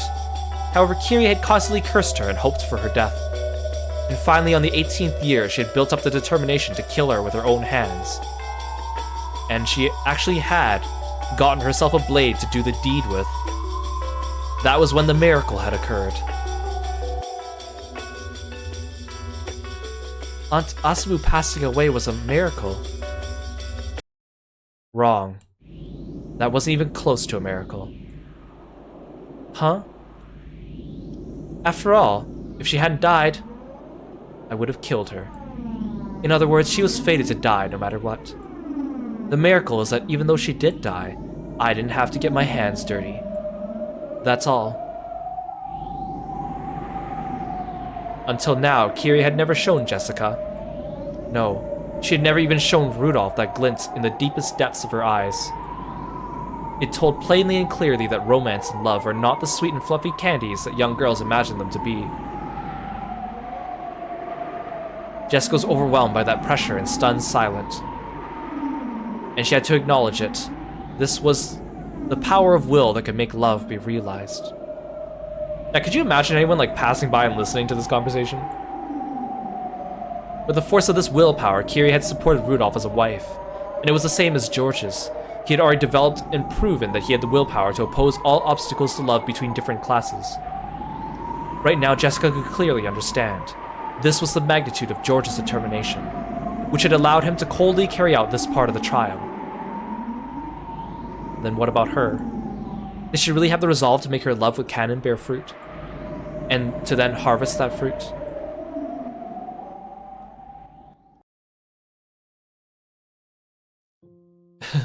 I'm sorry. You probably just wanted a little advice and I've scared you.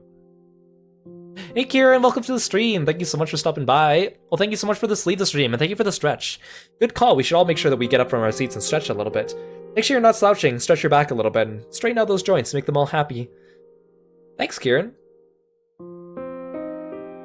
I love how Kirie is like, oh, you probably just wanted a little advice, and I scared you by telling you that I could have murdered my husband's ex-wife. Like, dang, Kirie. Blame the weather. I just want to press you a bit, but I've gone overboard. Kirie let a relaxed smile rise to her face. The tense atmosphere finally slackened. However, her words had been gouged into Jessica's heart. I don't know what your love has been like, Jessica-chan, but if you have a rival and neither is willing to back down, you can't let yourself become complacent. If you do, you'll end up like me. For the sake of love, a woman should be prepared to kill at least once in her life. I can tell you that all women in the world who call themselves mothers have been through that. I don't know, Kirie. I think you're kind of a special case. After all, women who don't do that are chewed to bits by the others and forced to crawl through the hell of envy and regret for the rest of their lives. My hell lasted 18 years. I was lucky to be pardoned after just 18 years. That hell is still filled with women who will never get out until they die, unless they execute themselves in their regret.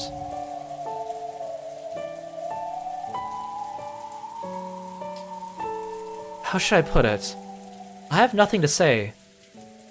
Like, it was basically up until this point in the novel, I was like, wow, Kirie is like the only sane, like, aunt in the Ushimiya family. And then she comes out and says this, and I'm like, I rescind that comment now.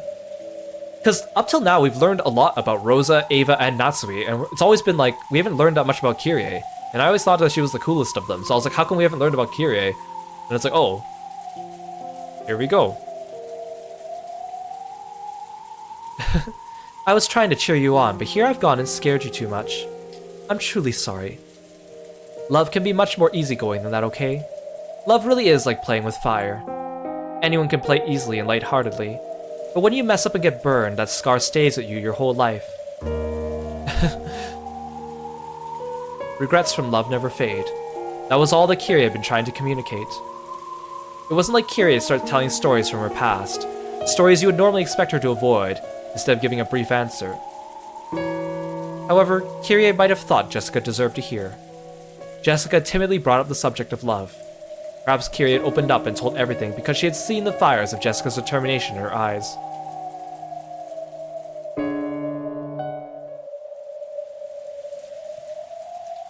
Okay, I need to head back soon. Let's keep what we've talked about a secret, okay? You wouldn't want me to kill you too, Jessica, huh? With a mysterious smile on her face, Kirie turned around. What if I scared her too much? Still, it's 100 times better to learn of that hell from a warning. Once you've fallen into it, it's already too late. Good luck, Jessica-chan. It sounds complicated, but don't lose. It's not every day I get to act as a mentor. What is it, Jessica-chan? Huh? A windstorm grazed Kirie's head. It had been a hair's breadth away. If Kirie hadn't twisted her body slightly, that fist would probably be buried in her face by now. A bitter smile rose to Jessica's face when she saw that her first strike had failed to land a kill. Just so you know, I didn't strike you unawares out of cowardice. I hope to end it with a single painless strike before you realize what was happening. Didn't I tell you I've lived through the hell of jealousy? I've been nearly burned a couple times already. I know how it feels just before a surprise attack. You mean you could sense it? That, plus the lie you told in the beginning. A lie? Come now. If you had come from the guest house to get a book from your room, you wouldn't have come through this hallway in that direction. Of the 7 reasons you might have had for lying, which chessboard theory led me to, this was the worst case scenario. Telling a hasty lie to Kirie would only put her on her guard. If Jessica hadn't told her that lie, her surprise attack would have succeeded. Not bad. I should have expected it from you, Aunt Kirie. Why? You were planning to kill me from the beginning. It didn't matter who it was. How horrible. It was what you said that gave me the boost I needed. Thanks a lot.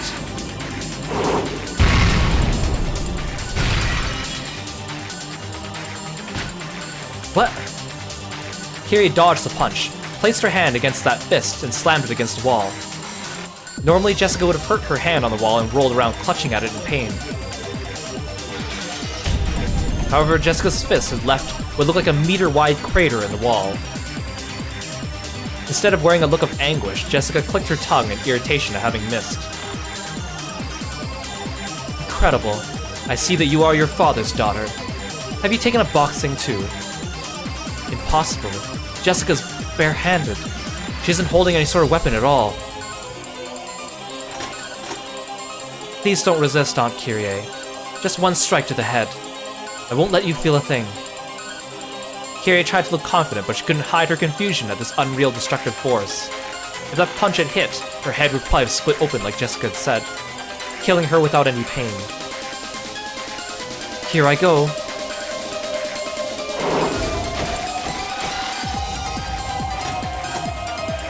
If Kirie's kick off the ground and backward leap had been an instant slower, her gut would probably have been pulverized.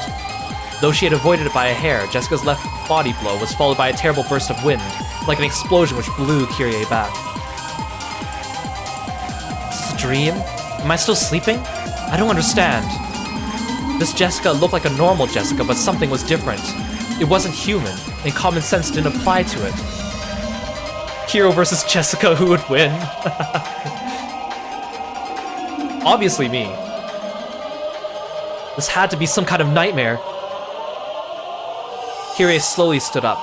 Then she looked at Jessica, noticed the several meters between them, and realized just how far that blast of wind had sent her flying. Feel free to hate me. However, just like you, I cannot back down. I can't let my love end half-baked either. What are you talking about? Hey, what are you saying? What on earth is going on? Someone tell me! The scene around Jessica seemed to bend like a heat wave. It seemed to be enshrouding her fists. And it seemed as though something like a red magic circle had appeared beneath her feet. It looked just like a western demon standing amidst flames of hell. Flame upgrade. Mass upgrade. Armor-piercing upgrade. Each time Jessica muttered, her fists were surrounded by a pulsating, sinister red light. Those fists, which were actually smoking, surely represented the iron hammers of hell wielded by demons. Goodbye. This is just a nightmare. Kiri dashed away with lightning speed. Yes, right now that was her best option. Fortunately, she was smart enough to realize that pinching her cheek was the best way to wake up from this nightmare. Ronov.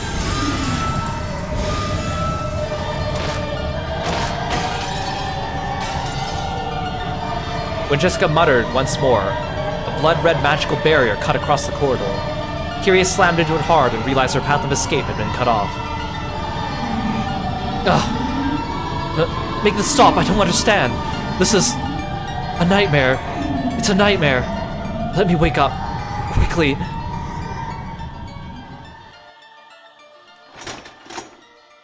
Yes, this is a nightmare. If you want, I'll wake you up right now. Just one strike. Don't move. Wielding her flames, Jessica slowly stepped forward towards her. Each time her foot lifted off the floor, a scorching steam hung around her footprint. This was a true nightmare. Kiri clutched her head in her hand, shaking it over and over again. It's a nightmare, right? This is a nightmare, isn't it? Please tell me it is. Yeah, it's a nightmare. It is, right? It's a nightmare, right? Ah! I acknowledge it. This is a nightmare. I do too. I acknowledge that this is a nightmare, so... I'll wake you up. Just one strike. Ah!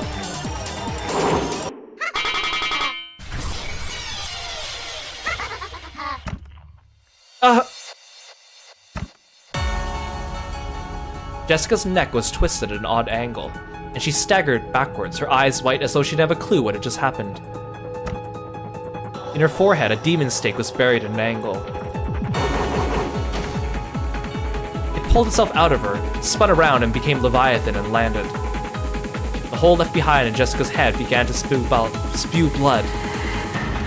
Leviathan of envy right here. If we're already inside a nightmare, why not have a friend from my nightmares show up? My friend from the hell of envy.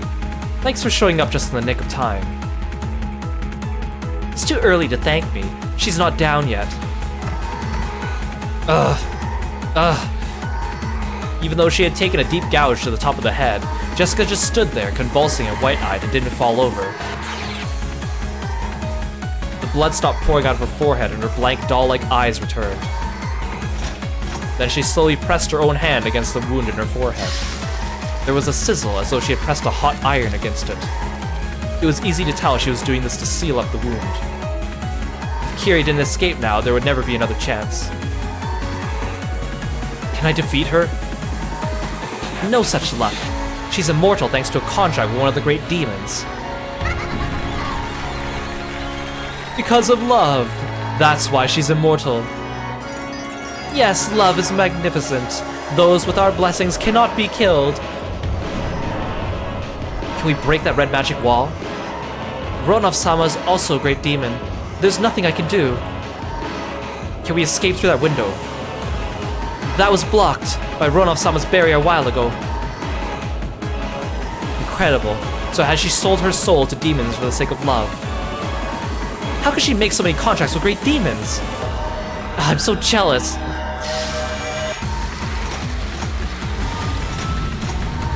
Armor upgrade. All attribute defense. Counter-attacking armor upgrade. In response to these words, this time her entire body pulsated with a red light.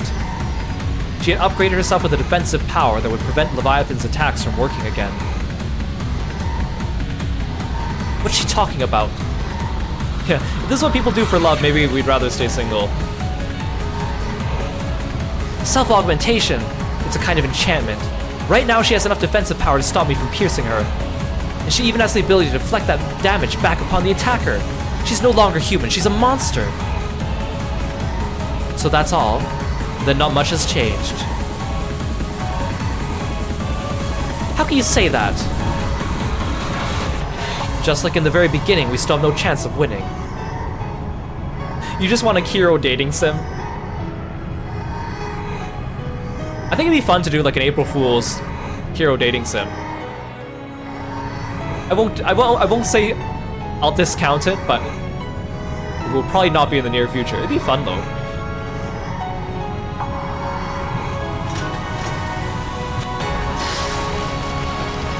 That hurt. But it won't work again. Jessica slowly lifted the hand that had been covering her forehead, and there was no longer any hole there. The hall was cut off by barriers on both sides, and even the windows were sealed. There was no way out. Is the door to this room sealed? No, it's just locked. But it's just a normal room. It does have a window, but it's already been sealed. In other words, it's a closed room and a coffin for us. Coffin is just what I need. Unlock it. I'm jealous. Why are you the only one that can unlock it? Leviathan's stake flew at about high speeds, ramming itself into the keyhole to that room. The tip of the stake had become a key. As soon as it was unlocked, the door flew open. Both of them fell into the room and quickly locked it. This was probably Krause's study. Its soothing furnishings brought about a sense of nobility that Krause would probably like. Even if you lock the door, she could just smash through it with one punch. You've just put the lid on your own coffin. However, if she wants to land a killing blow on us inside this coffin, she'll have to take the lid off first. Huh? With dim eyes, Jessica tilted her head upon hearing Kyrie's words. What are you talking about? How would such a small room be able to protect you, Aunt Kyrie? This room may be a closed room. It may leave us with no method of escape. However, even you can't break into this room. That's what a closed room is. What are you talking about? How does this tiny room, with its tiny door, make you think you can escape me? Jessica warily looked between her own burning fists and the door with a confused expression on her face. Then slowly, she set that pulsating red light to her fists. She repeatedly enchanted her fists to give them the destructive power for the killing blow. I'll smash this door to bits.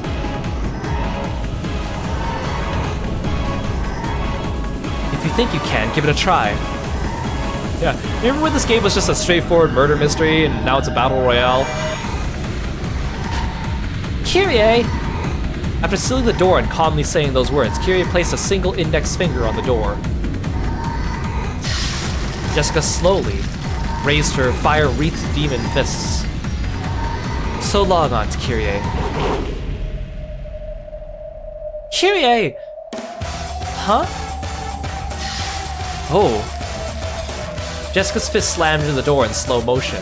It was like the decisive scene in a movie being acted out. However, this was no act. Jessica's fists really were slowing down as they were being sucked in, like a spoon sinks towards a jar of honey. That punch was no longer a punch. It was no more than a knock. I envy you. Envy. I crawled through the hell of envy for 18 years because of my arrogance, naivety, and love. So I envy you. Hey, XX1Vs, thank you so much for following me. Welcome to the stream. Thanks for being a Froggy friend. Good to have you. You're going to remember my warning. Succeed in love and walk a beautiful life, right? Huh. I envy you. You'll get to live through the most beautiful time in a woman's life for a full 18 years longer than I did. I envy you so much.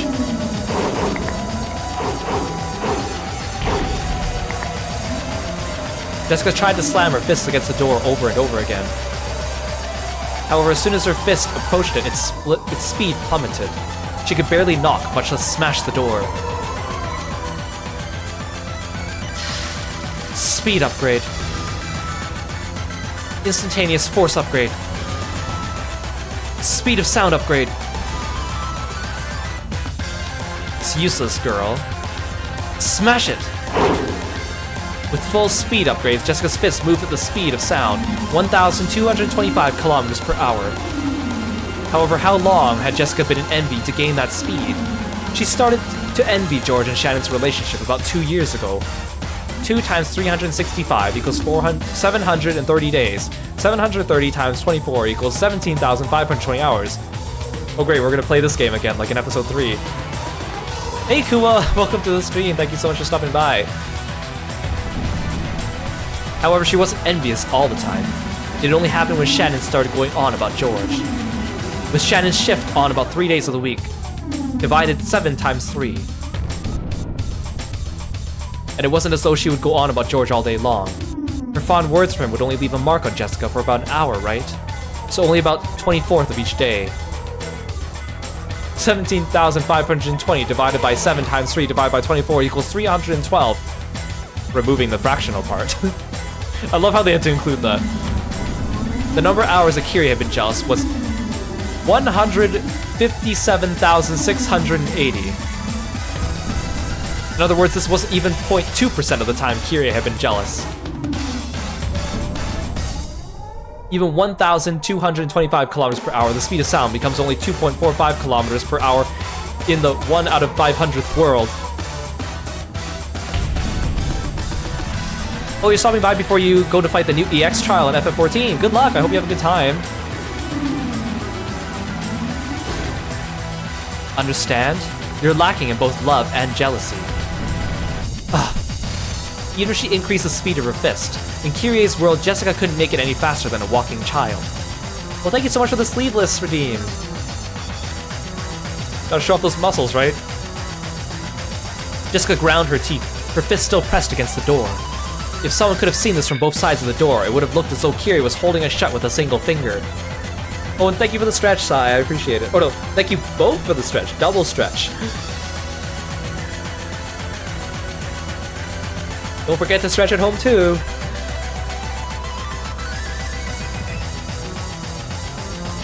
Way to go, Kirie! See, this room is a closed room. At most, Jessica-chan can knock on the door, but she can't lay a finger on us inside. Ah, Beatrice's definition of a closed room. What the heck is that? At this rate, this closed room would be troublesome indeed. It is impossible for a human to carry out a closed room murder. Only magic can do that. Until you truly understand magic, you will not be able to crush it. Jessica-chan can't corner me any further. As time passes, the relatives will eventually realize I haven't returned, and they'll start searching the mansion. Then you will be observed. Both witches and magic disappear when they're observed. The nightmare is already over, girl. Damn it. Again, I love how, like, all the magic and fantasy in Umineko has all these rules behind it, and the characters are able to suddenly catch on and take advantage of it in weird fight scenes that somehow still make sense given the rules we've been introduced to so far. Oh, I can't believe that Jessica's suddenly getting eliminated. Oh, please give it your all. Do it for your beloved canon. Yeah, good luck with your trial, Kuwagos, I appreciate it. Come on, Jessica, believe in love and show us a miracle. Come on, George didn't get all these cool upgrades. I revised that. There isn't even any need to wait for time to pass. After all, there's an internal phone line right here. Of course, the line hasn't been cut. I'll just pick up this receiver. This is my checkmate. Construction completed. Closed room murder. My. I do believe that's valid. Permeation upgrade. Attack transmission. Indirect attack power upgrade. Huh? Jessica's fist, which was pressed against the door, glowed red and then white hot.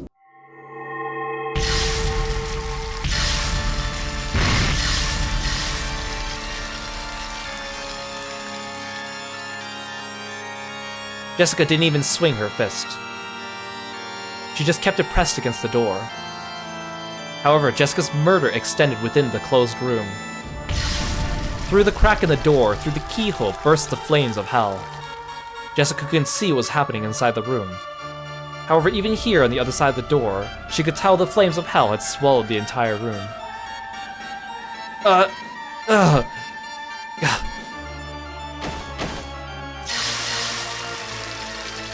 Kirie's smoldering death throes could be heard from across the door. Jessica clearly heard as Kirie danced a dance of death amidst the hellfire, fell to her knees, and slumped over to the floor. Slowly, Jessica tore her burning fist away from the door. If you love the hell of envy so much, then burn. Burn in the flames of envy for all time. There are probably some things that can be learned from envy.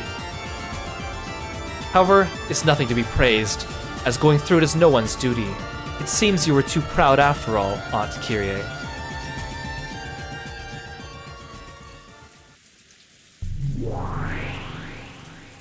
A splendid closed-room murder. Yeah, meanwhile, Rudolph is sleeping, like, down the hall. Well, on the first floor. Yeah, burning deaths would suck. So much. I'll let you take care of the mess. I'd hate for a corpse to be burnt to a crisp when it's finally found. Do you think you could clean it up? As you wish, milady. I love how also, like, George teaming up with Gop, Jessica teaming up with Ronov, Kirie teaming up with Leviathan, they're all, like, teaming up with the demons that they previously fought. Oh, hey, Ryuji, welcome to the stream. Thank you so much for stopping by. Ronov transformed into a gold butterfly and entered Krause's study through the keyhole. Then he had to cross his arms and think about how he should even start cleaning up Kirie's unrecognizable corpse and this room that ended up as a burning hell.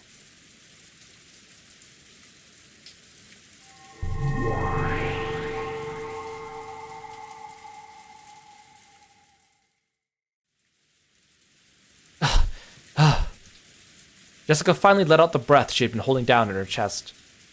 Her normal human glint finally returned to her eyes. And then she couldn't help but shudder at what she'd done, even if it had been just a trial on the game board for the sake of her love. Is that good enough, demons? Yes, very well done, Jessica. Your love is the real deal. George welcomed Jessica with a crisp applause. Beetle timidly tried to join him, but Jessica yelled at her and she stopped. It's just something that happened on the game board. There's no need to look so sad about it. I know that logically, but still, how am I supposed to just accept it emotionally? Milady. Canon-kun, I love you. I can't give up. That's why I've shown you how I feel. I didn't do something wrong, did I? I'm not wrong, am I? Milady. As Jessica started to sob, Canon held her quietly. And he realized that he would have to carry on the determination she had shown him. You didn't make any mistakes. And it also isn't a mistake to keep your human heart and be sad. I just happen to be a bit more of a stoic when it comes to that sort of thing. Not everyone can match up to George-sama's level. But in any event, you have completed your trial, milady. Well done. I admire the strength of your determination. I see. Both George and Jessica have splendidly succeeded just the same. Very impressive, Jessica. That closed room murder just now was wonderful enough to fascinate even a witch like myself. Jessica had used magic to kill Kirie, who had holed up inside a closed room. In that instance, Jessica had constructed a closed room murder, had it acknowledged by the demons, and raised it to the level of magic. Hey Aru, welcome to the stream. Thank you so much for stopping by. Good to see you. Hope you're having a great day. Your 2 trials have been completed. So then, who will take on the next challenge? Will it be Beatrice-sama? No, it might be Shannon. No, this has to be Cannon's time to shine. Come, speak up. Who is next? Who will take the next trial?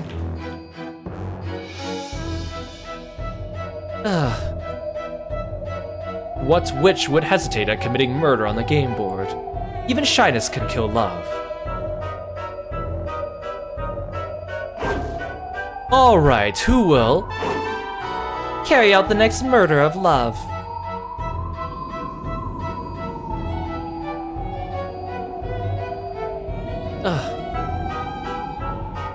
The three who remained looked at each other. If none of the others raised their hands in the next few seconds, they would raise their own hand. All three thought this at the same time. So, they all raised their hands at the same time. The ones they loved had already shown their determination. They had to carry on.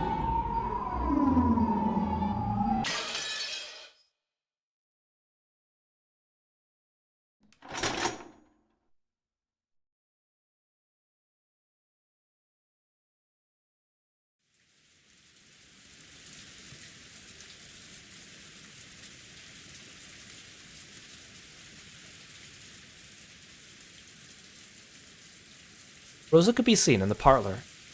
The relatives apparently all wanted to be alone after dispersing for a short break. Since everyone avoided the parlor, the one place where people would normally gather, Rosa was able to have this relaxing and comforting room all to herself. That didn't mean she looked relaxed.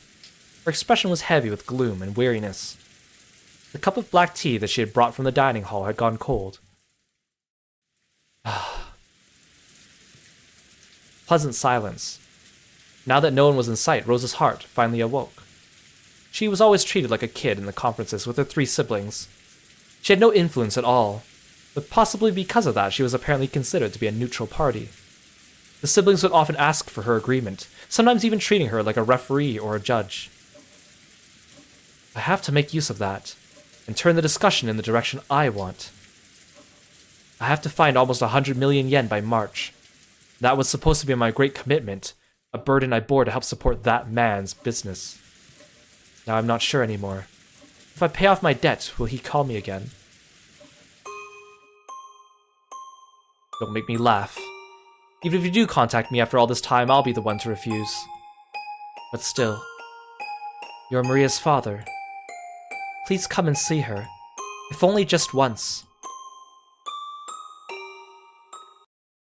Love is quite a difficult thing to stick to, isn't it? Huh? Who? Though no one should have been in the parlor, someone suddenly spoke to Rosa and she jumped.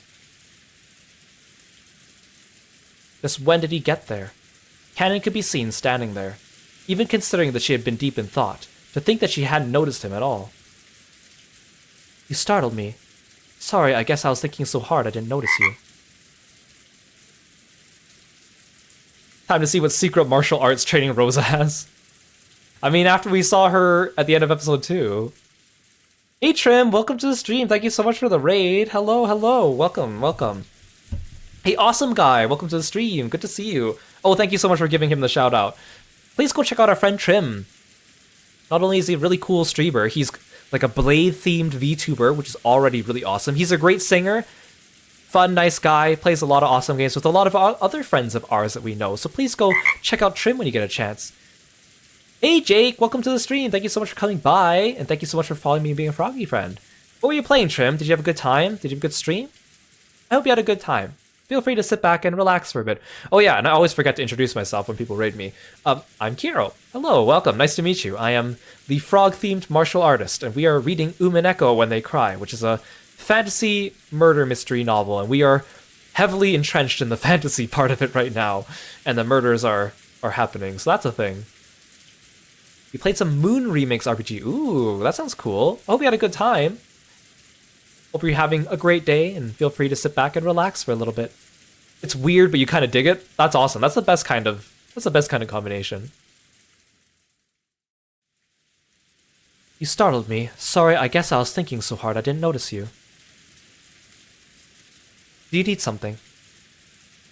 It's a remake of a PS1 game that never made it to the US. Ooh, that's interesting. Retro games are always fun. Maybe I'll have to look into it. Love RPGs. No. The reason you are currently in pain is because of love, Rosa-sama. Am I wrong? That's sudden. I'm not sure what you're talking about. Maria-sama's father wanted you to be the co-signer on a loan, and you accepted, Rosa-sama.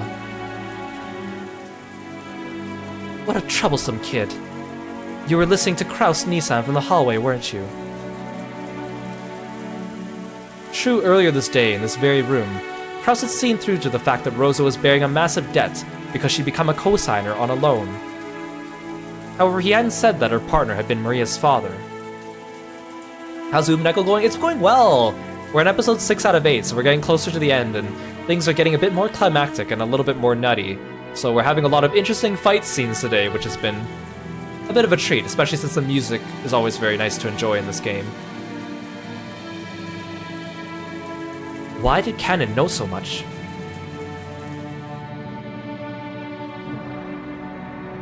You are a very wise person, Rosa-sama.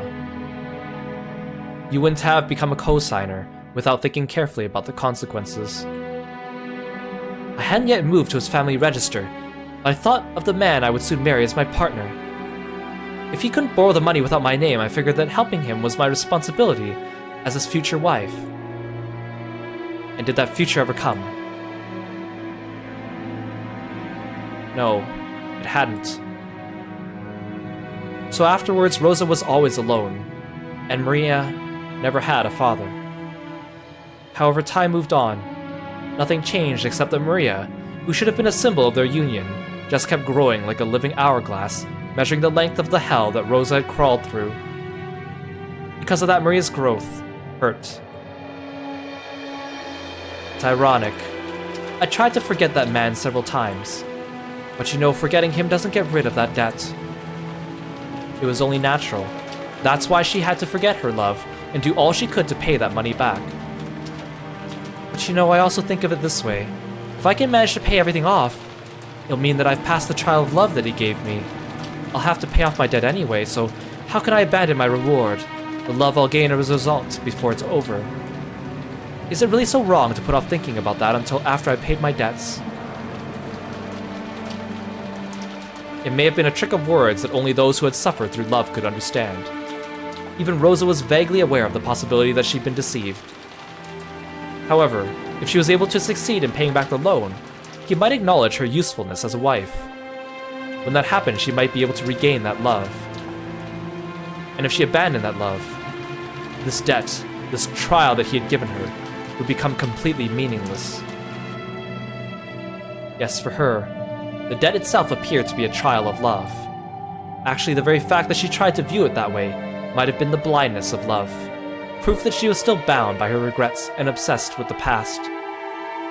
That pain still continued within her. At the very least, it would remain until she paid back that massive loan, and even then it would take quite some time before she'd be able to lay her feelings for him to rest. Could this be that hell Kirie-sama spoke of? I see.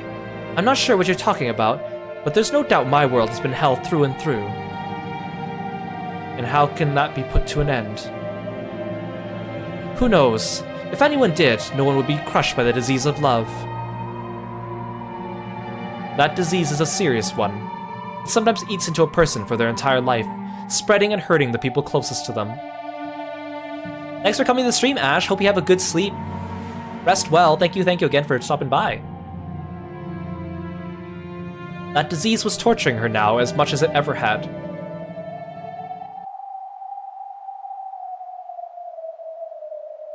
Well, since you bring up Kirie-san, her story is like a wish or a dream to me. Though she had her man stolen from her, she persevered for 18 years. She never fell to despair, and instead continued to support Rudolph, keeping her head down and waiting for a miracle. Maria is still 9 years old. I've only waited as long as the first half of Kirie's 18 years. If I gave up just after this, she would laugh at me.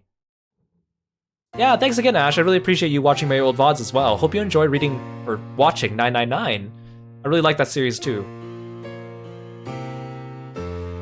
Do you think a miracle will occur within 9 years? If I doubt that, it's over.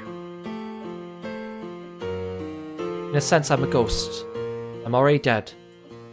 I'm just living on without noticing. A ghost waiting for eternity for a person who will never come. That's right. That day when I naively said I wanted to support his dream, I was probably already dead. I guess that really was a regretful day in the end. I have dreams. I want to go overseas. I'll fly out of this tiny country, make it big and come back to you. That takes me back. At the time, I thought of lovers as a pair of people, willing to acknowledge each other's radical dreams. That's why he would always happily cheer me up by talking about how I'd become a successful designer, traveling to Paris to release a new line and getting jostled by the press. When I think about it, I really had my head in the clouds during that strange time. We both lifted the other up as though we were drifting about in the air. So when he said he wanted to get out of Japan, I applauded him and promised to support him. Acknowledging each other's dreams with nothing but words is a classic sort of pillow talk between lovers. However, when it comes to actually carrying them out, you need to be more serious and calculating. For a long time, I felt proud of letting him go on that day. No, I still do. But you still regret it. That's right. If I had sobbed and told him to stop on that day, I might have not fallen into hell. Seeing him off with a smile was my victory. Of course not. It's as though I lost by default by refusing to fight when the time came. I only glorified that loss, saw him off with a smile as he went to take on the world overseas, and became intoxicated with the illusion that I was some brave woman waiting patiently for a man's return with her daughter. Even though I didn't get a single call from him, and mail sent to the address he'd given me come back, forwarding address unknown. This is hell. In this hell I'll regret not fighting when I should have until the day I die. I've even dragged my daughter into it. I wish someone would just kill me. I want to be told I've already been killed, that I'm a ghost. In love, if you do not fight, you have to crawl through hell. Yes, love is a fight. Will you win and gain, or lose and die? But please have no fear of death. After all, it's a peaceful sleep. What's truly terrifying is the hell, where you find the unsleeping ghosts of those who couldn't win yet couldn't die.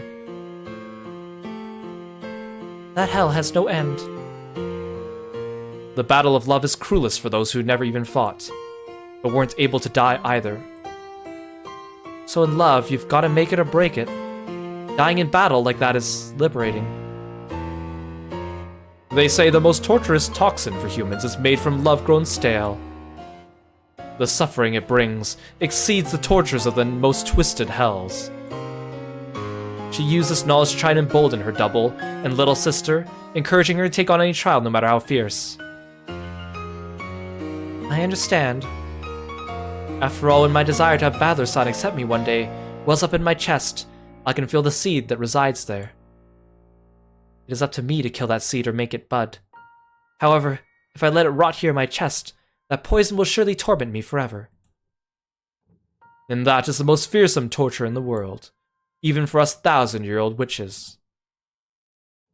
See what happens to those who make light of love. This hell of roses is what happens to those who do not possess the courage to make the seed of love bud, and instead allow it to rot. One cannot end that pain by their own hands.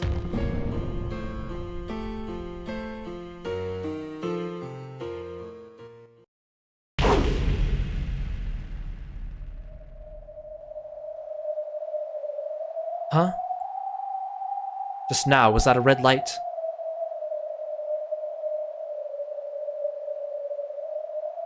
Pardon me. Huh? What? Just now. I thought I saw something strange. I wonder if I'm tired. It's probably just my imagination. Rosa picked up her cup of cold tea. When she did, she saw a small, red rose petal float to the surface.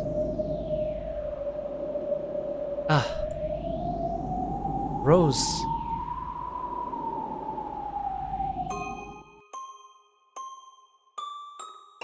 I have heard that in your youth, you loved to lie on that sofa. It wasn't a rose petal.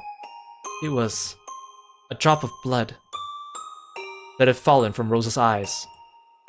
In an instant, Canon had beautifully and precisely cut just a single thread of Rose's life.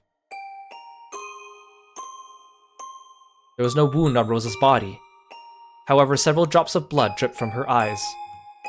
Her pain, her uncertainties, and her worries were all gone now. Slowly, she fell down onto her side on the sofa. This had been one of the happiest things she had done during the happiest day of her life. Sleep well, Rosa-sama. Your hell has ended.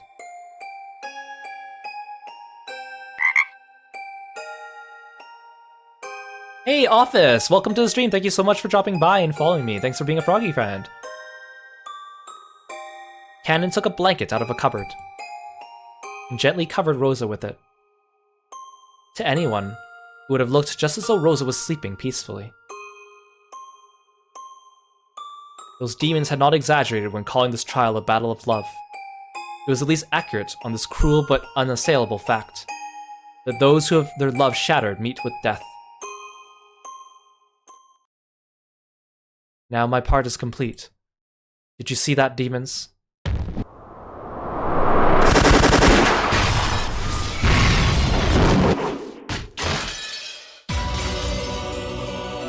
Damn! You dare to kill my mama? You dare to kill my mama?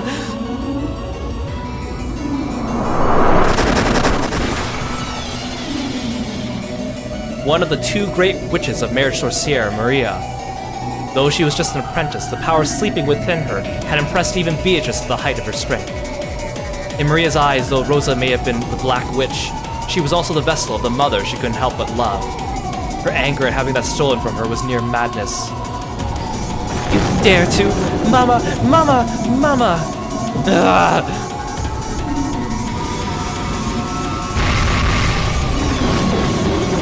Maria's attack was too emotional. Because of this, she didn't notice the cannon had vanished for several heartbeats. She released her barrage at what had been an empty space. In the meantime, Cannon jumped from wall to wall around to Maria's back. Huh? I don't want to kill past my quota, but I'll clean up the messes I've made.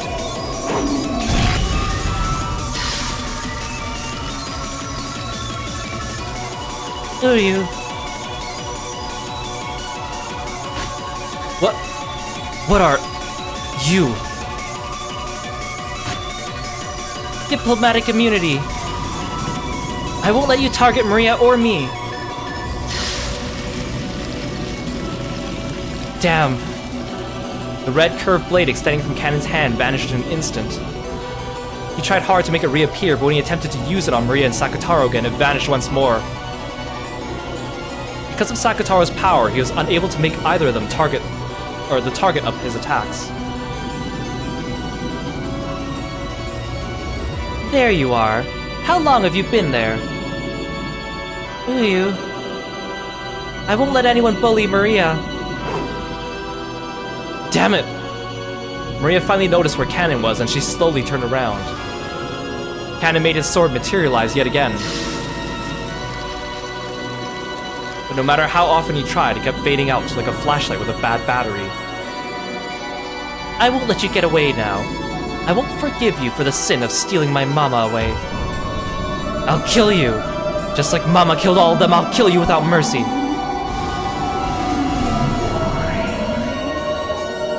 As Maria howled, the entire parlor was surrounded by a cube of red, magic barriers.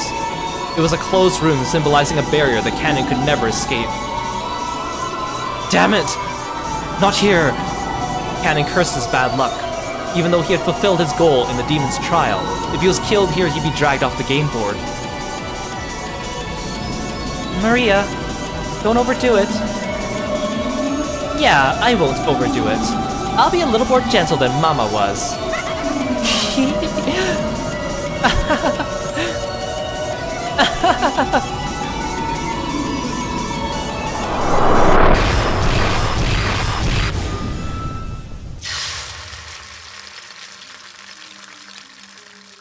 Huh? Who are you? Who is it? Pardon me, Maria-sama. In accordance with the contract with Zephyr-sama and Furfur-sama, I come for your life.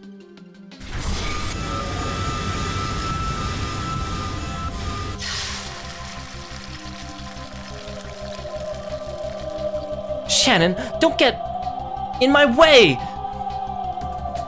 Also, how come Jessica got immortality, but how come Canon and Shannon don't? Or George? That's not fair.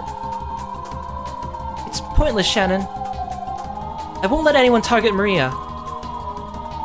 Yes, I don't intend to target her in any way. I will simply protect myself.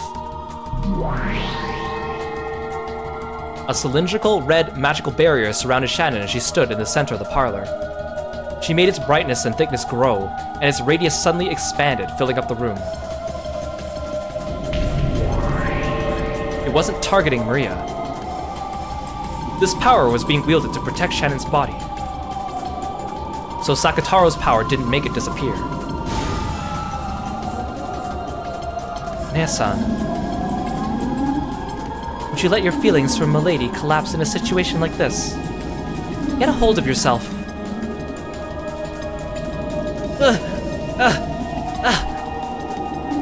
Who are you? By now, the shield with Shannon at the center had covered up the entire room. Its power crushed Maria and Sakataro into the corner. Ironically, they were perfectly wedged between Shannon's barrier and the closed room barrier Maria had set up to prevent Cannon from escaping. No good. Can't escape.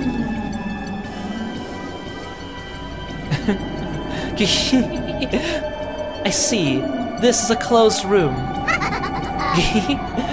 This might just be perfect for that wannabe detective who's trying to deny Bito's magic. Checkmate, Maria-sama. Is that acceptable? Yeah, it's fine. Crush me. Then here it comes.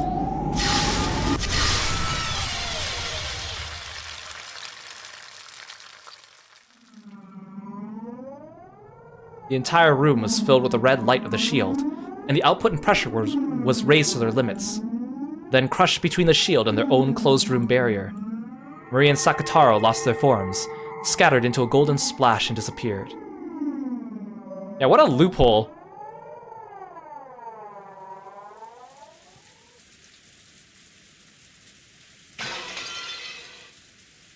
Thank you. I couldn't afford to disappear here. If you lost in a place like this, you wouldn't be able to let it go.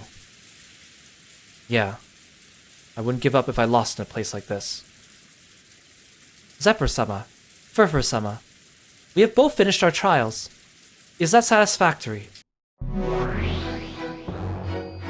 Yeah, truly splendid. No complaints for either of you. Then shall we finish with Beatrice's turn? Oh, where did she go? To the victim she's chosen, of course. Then let's go there as well.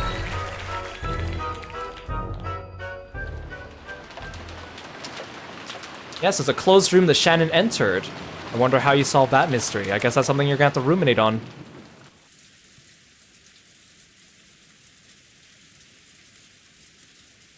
Natsuki could be seen in her personal room. Kraus had told her to go to bed, but she couldn't afford to lie around sleeping on an important date like this. However, she realized that she was the type to get excited easily, and that this sometimes held her husband back. Also, can I also say how nobly Maria accepts her death in that fight scene? She's just like, oh, I'm getting killed, oh well. This'll give Erica a good puzzle. Also, we went from, like, cheering Sakataro on and being devastated when he first died, and now we're the ones killing him. So, though she didn't like it one bit, there was no way around it. It was probably close to the time for the break to end, and the family conference would begin once again in the dining hall. Her husband would have to protect the Ushimiya family honor from those greedy siblings, all by himself. Yeah, not just nobly, she said crush me. I kind of wanted to see Rose have a cool fight scene again, though. She had a good one in episode 2. If she grew emotional by his side, she would just tie him down. Though she knew that quietly waiting here was the best way she could support him, that didn't make the waiting any easier. Natsui put a small treasure box out of a drawer. This was her secret box. Inside was everything from valuable items to mere rubbish. However, they were all precious, memorable treasures in Natsui's eyes. She pulled a small pouch out of the box. She stuck her hand inside it. It was a kind of charm that her own family had given her when she had married. A spirit mirror to ward off evil. This was the same mirror that we saw in episode 3, I believe? Yes. Her own face was reflected in it. Youth doesn't last forever. Recently, she'd seen a bit of her parents and grandparents on her own face. So by staring at her reflection in the mirror like this, she felt as though her soul had returned to the family she'd been born into. Dad, Mom, I've always been so ignorant and unable to support my husband. Of course, her face in the mirror did not answer. However, Natsui continued. I wait here alone because I love my husband. However, I think love means being close to one another. Though I understand logically that staying here is the best way I can help him, I still feel wretched for doing it. It's tough, isn't it? Waiting for the sake of love. With a plop, a tear fell onto the mirror. Old, dear memories of her life at her parents' house rose up inside her. Now was the time for her to follow her parents' example. When her father came home late, her mother would always sit up straight waiting for him, prepared for him to arrive at any moment. She would always wait for him, kneeling in the entrance hall. And no matter how late he came home, she would always wake up all the children and line them up to greet him. At the time, I only thought of her as being exceptionally strict. But at this age, I finally understand how strong she was, persevering in her love for her beloved husband, even after being left in charge of the house while he was out. Because of your love for your husband, you couldn't bear to be made to care for an unfamiliar child. Huh? A sudden voice made Natsui jump up and look about the room. When she did, there was a Western lady, wrapped in an extravagant dress. Who are you? Natsui was confused. There was no one like this in the mansion. However, though this was her first time meeting this person, it felt as though she had seen her somewhere else. Her mind had gone blank with anger at the ruffian who had snuck into her private room and confusion over the appearance of someone she didn't know. So it took quite some time before she realized this was the witch of the portrait. Though you murdered a baby you didn't know on that day 19 years ago, I will not hold that sin against you. What are you talking about? Vito had chosen Natsui as her sacrifice. She was Badler's enemy. Vito didn't know much about the details of Badler's birth. However, she knew about the fragments from the previous game, and knew there was a chance that Badler was the baby that Natsui had pushed off a cliff 19 years ago. Badler had used this blue wedge to protect Natsui from certain false charges, but if he took it as a confession by Badler himself, then from Vito's position, Natsui was an enemy who probably forced Badler to live a painful life. You killed that baby, who lacked your husband's blood, for the sake of your love for your husband. So, also for the sake of love, I will not hold it against you. I don't have a clue what you're talking about. Get out, this is my room. Therefore, please do not hold it against me when I kill you for the sake of my love. Vito slowly stuck out her arms and made as if to grab something in empty space. That grab bound itself around Natsui's neck.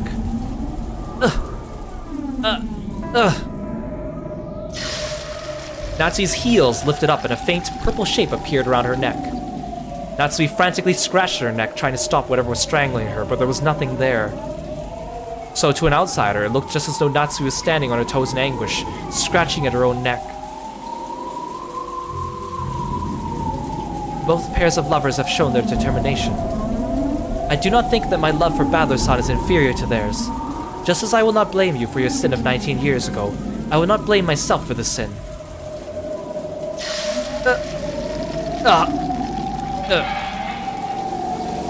As Natsui twisted in agony, something she had been grasping fell from her grip. Since it had fallen by her feet, Bito dropped her gaze to see what it was. It was Natsui's spirit mirror. When she peered into it, there was a sound like a burst of electricity. That sound released Natsui from the invisible hands. It made Bito topple backwards like a doll.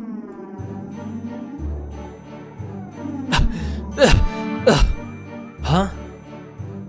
Huffing, Natsui tried to comprehend what was going on around her. Bito rolled over, and dizzy as though she was, she had bumped her head. She slowly tried to stand up. Her eyes were bewildered, as though she didn't really understand what had happened. What is this? That is surprising. You could touch spiderwebs without trouble, but you can't handle the spirit mirror. Even I don't have a clue what's happening. What in the world? She had thought that only Bito the Elder possessed non-human weak points, such as getting burned by spiderwebs and wards, and having her powers sealed by spirit mirrors. However, for some reason, the spirit mirror alone could apparently affect Bito as well. Even Bito couldn't understand what about the spirit mirror had such an overpowering effect on her. But Natsui was different. She instantly realized the reason for the hesitation of this unearthly being. This witch of the portrait must be the power of the mirror. So she rapidly crawled across the floor and picked it up. Then she stuck it out so Bito could see it. Bito still didn't know what was happening. So, still sitting down, she looked straight at it. And this time, both of them understood the situation completely. Bito realized the mirror was working some hateful power against her.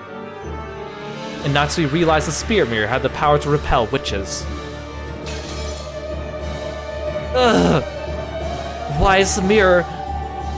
It's because you're an evil witch. This miraculous spirit mirror repels creatures of all evil.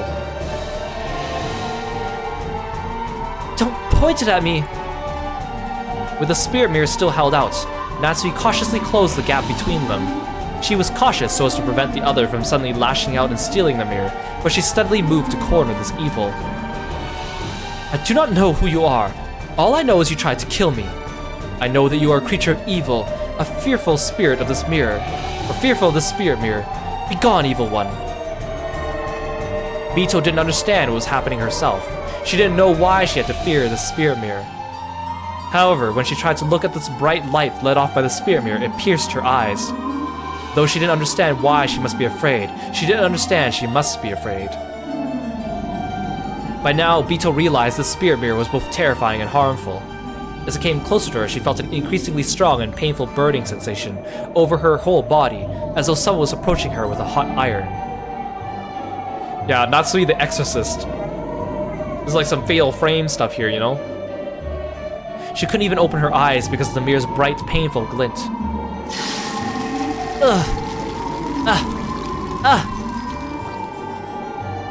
Go, return to the world from whence you came, evil one. I, Ushimi and Natsui, do not fear evil in the least. It's no use. Why is this musty mirror so... If I lose here, I'll be the only one to fail this trial. Just like George-san and Shannon-san, and Jessica-san and Cannon-san, I also want Battler-san to acknowledge me, and treasure me. And, even though I finally managed to be honest with myself, in a place like this, I alone will be...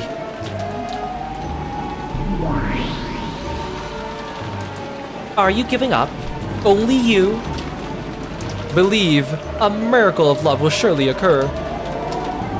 I love Battler-san. I want him to notice me. I want him to acknowledge and accept my feelings. If my reason for calling him father and dedicating myself to him was out of duty towards a parent of mine, I would have been satisfied with no reward. That was a deception I used to fool myself. I love Battler-san, and I want him to acknowledge it. I accept it. I won't turn away any longer. I was born because I love Battler-san, and I want him to love me back. And so, I cannot lose. Here. Begone, evil one. There's no place for you here. Ugh. Her determination had come too late. If she had it from the start, she would probably have managed to finish Natsui off right then without any fear. Because she had wavered, it had taken time to kill Natsui, and things had ended up like this. But now I'm resolved. I want to love Badler-san. I want him to love me. And so I cannot lose here. After all, I was born for Badler-san's sake. Yes, that is what we wanted to hear.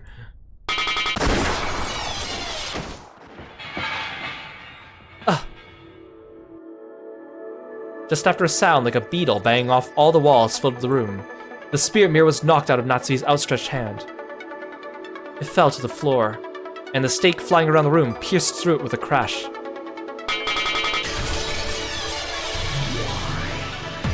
Lucifer of Pride right here. You dare mock me by choosing a single old mirror to be my first target in so long? Huh? Lucifer-san. Beatrice-sama, you must complete your trial. She's getting away. Someone, help me! Someone! Now that the spirit mirror, her last ray of hope, had been smashed, and the number of strange demons had increased, Natsui could do nothing but run for it. However, if she made a scene and people gathered, the anti-magic toxin would burn Bito. Now was her last chance. Thank you, Lucifer-san. Prepare yourself. Ushimiya Natsui.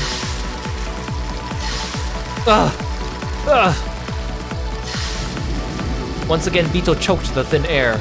This time, she wouldn't let her escape. She had to end Natsui's pain right away before it got too drawn out. But her power wasn't enough. Though Natsui scratched her neck, she also struggled to escape from the room. Her shaking hand stretched out to the lock on the door. A closed room is one of the concepts that allows a witch to be a witch. Just unlocking the door strengthened the anti-magic toxin a little. Since Bito was at her limit, even within a closed room, if Natsui undid that lock, Bito's power would weaken immediately, and Natsui would surely escape into the hallway. Their strengths were matched. However, Natsui's began to surpass Bito's slightly. The power of the living to live is fundamentally stronger than the power of magic. Of course, Bito was mustering all her might. However, Natsui was just a bit stronger. That's enough. Lucifer, do it. As you wish. Lucifer transformed into a stake, and like the time she had smashed Natsui's spirit mirror, flew violently around the room. Then she struck Natsui's forehead. Natsui crumpled slowly. When Bito saw this, she also fell to her knees, breathing hard. Hey, Zepper, does this count? Beatrice didn't complete the trial by her own strength alone, right? That's right, Furfur. True, this trial must be accomplished without borrowing the help of any other. But maybe this is an exception. The pair in love are as one. This doesn't count as help from outside. Badler-san. Did you really have to scare me like that as soon as the first twilight? My apologies. Sorry I didn't listen to your instructions. Instructions? Well, I didn't stay in my room. Bito hung her head apologetically. When he saw this, Badler scratched his head uncomfortably. In that case, I should apologize too. I should have chosen my words more carefully. No, you did nothing wrong. Father. I mean, Badler-san. It's okay. Call me whatever you like. Huh? Badler had always looked at the new Beatrice sternly.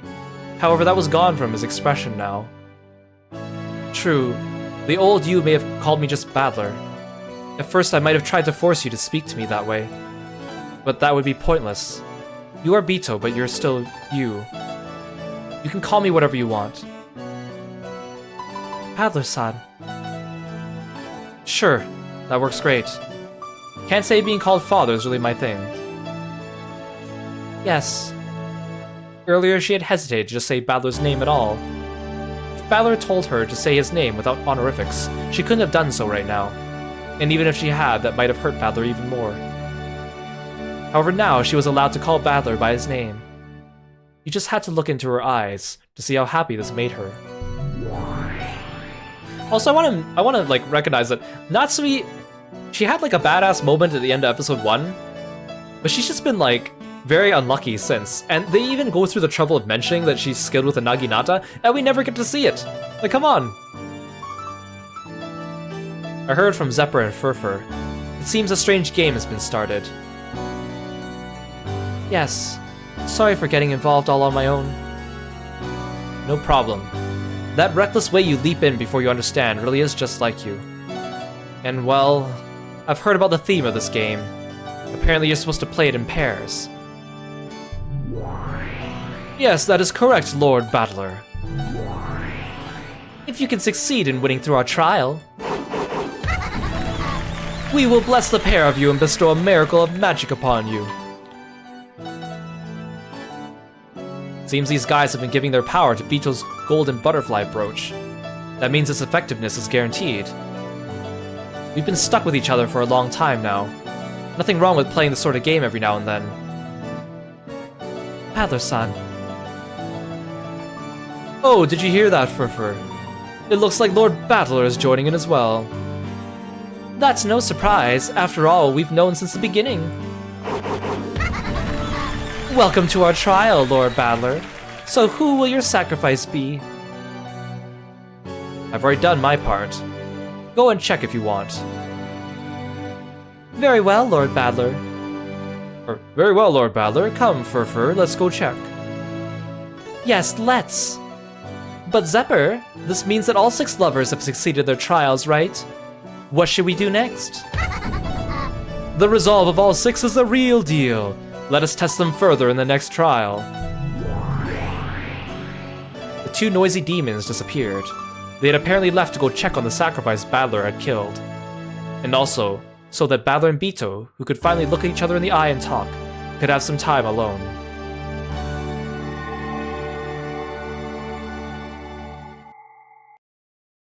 What do you think of the tale so far? When suddenly asked this question, Ange immediately came to her senses. Hey, Endless Moonfall! Welcome to the stream. Thank you so much for coming by. You want to be on a demon bachelorette show now? This looks like fun to you, and yeah, go ahead. Then she realized she had been immersed in Hachijo's tale. She felt a bit defeated and tried to look displeased.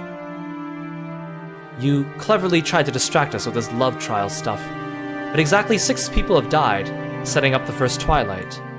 Impressive. Oh, you're right. I hadn't realized. Amakusa clapped his hands as though he'd been outsmarted. Even though he figured it out before me, he played the fool. That's simply because the number of lovers just happened to be 6. The fact that it matched the number of the first twilight was half coincidence, half design. It's a bit more interesting that way. Feels more like fate. Humans have the bad habit of taking 2 meaningless phenomena and trying to link them together. Trying to make things seem like fate is a trick of books. I guess you aren't a fan of Destiny and Miracles, lady. It's like UFOs. Everyone knows about them, but no one has ever seen them. That's a cool metaphor. So, normally I try to skip over all the love and illusions and call them unnecessary, useless scenes for the mystery. But Okunogi-san disagreed with that way of thinking. He thought that by looking at things without love that way, the truth could never be reached. Yeah, Hachijo, you're just writing a weird fanfic now, aren't you? Ah, you mean President Okunogi's catchphrase, without love it cannot be seen. Yeah, that. If I put aside my anger at the person who killed my family in a story, and even speak with respect for Madame Hachijo, the one who wrote this tale, then there must be a point to this depiction. After all, she's used up all these pages talking about love and trials. In other words, those are the themes and key words of this tale. Oh, and there are many who claim that all words not written in red ink are not worth reading. It is an honor, child of man, that you have read the black letters as well. Stories are written because the writer has something they want to communicate. and some writers feel it's unrefined to lay everything out too directly. All of this about how you'll never reach the truth without love has shown up many times in the works before this one. This new work makes that even more striking. It means that this is the one thing the writer wants to tell the most, the thing they want us to think about the most. When you think about it, there have been many scenes about love ever since Bito first appeared. Even the first time she appeared before Shannon, she spoke clearly about how love was a single element of the world. And the golden butterfly brooch she had given was also an item for love. She had said she enjoyed sowing seeds of love and watching complications arise, and when Shannon stopped boring her power, the reason for her argument was also love. After her interactions with battlers started up in full, scenes about love were toned down for a while. But the "without love it cannot be seen" definition of magic has been mentioned repeatedly. Then, in the tale right before this one, when Bito became like a doll, several scenes make it seem almost as though Battler and Bito had accepted each other as rivals, or possibly something more. In the end, Battler had regained some memory, and his impression of Bito had undergone a complete change. And then in this game, from the beginning until now, the word love has been repeated over and over again. The tale you wrote keeps talking about love. However, that's not Maria Onechan's viewpoint or Beatrice's viewpoint. It's Hachijo Toya's viewpoint. Correct. That is what I wanted to tell, and it is my own sort of answer. Answer? Then all the crimes 12 years ago were a trial of love started by strange demons. Ridiculous. I didn't come here to read a romance novel you wrote. What I want to know about is a truth you claim to have reached.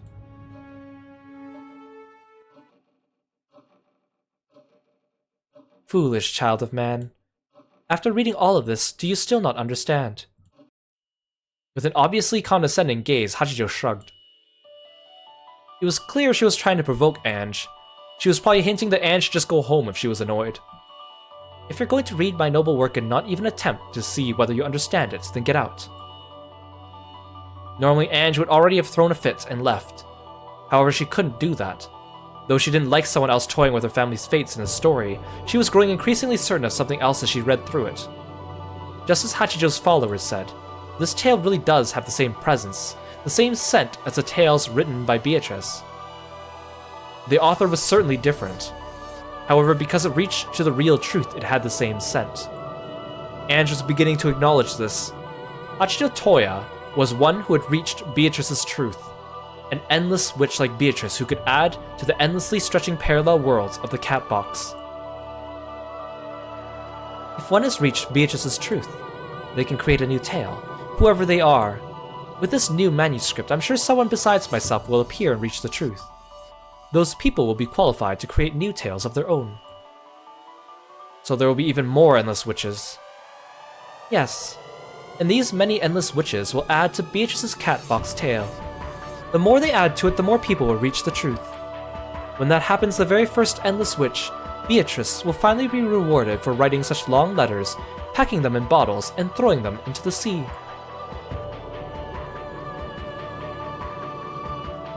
You might have yelled at me angrily and risen from your seat. However, you did not. Why? I hate to admit it, but I'm starting to think your tale has some kind of truth or hint within it. I already have my own ideas. However, that's no more than looking with a single eye. Unless I accept a different viewpoint from my own and look at things from more than one angle, I'll never be able to see the truth in 3 dimensions. That's my interpretation of "without love it cannot be seen." Very well, child of man. Perhaps as the final survivor of the Ushimiya family, it was fated you would find the truth and become an endless witch.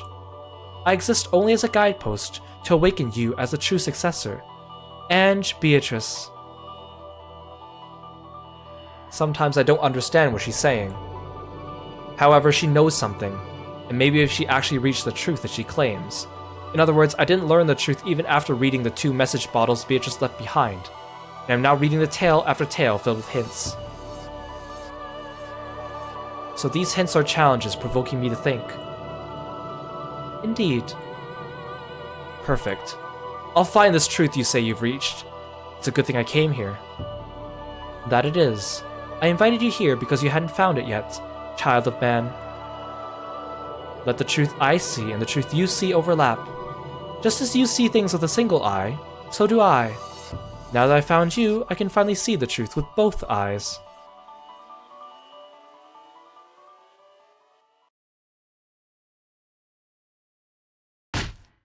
Ah. So, the first twilight has finally happened. Everything so far has made me so sleepy. Have some sleep in your eye. Huh? Where? Mind your own business. Huh. As you wish, let's begin. First off, the first twilight.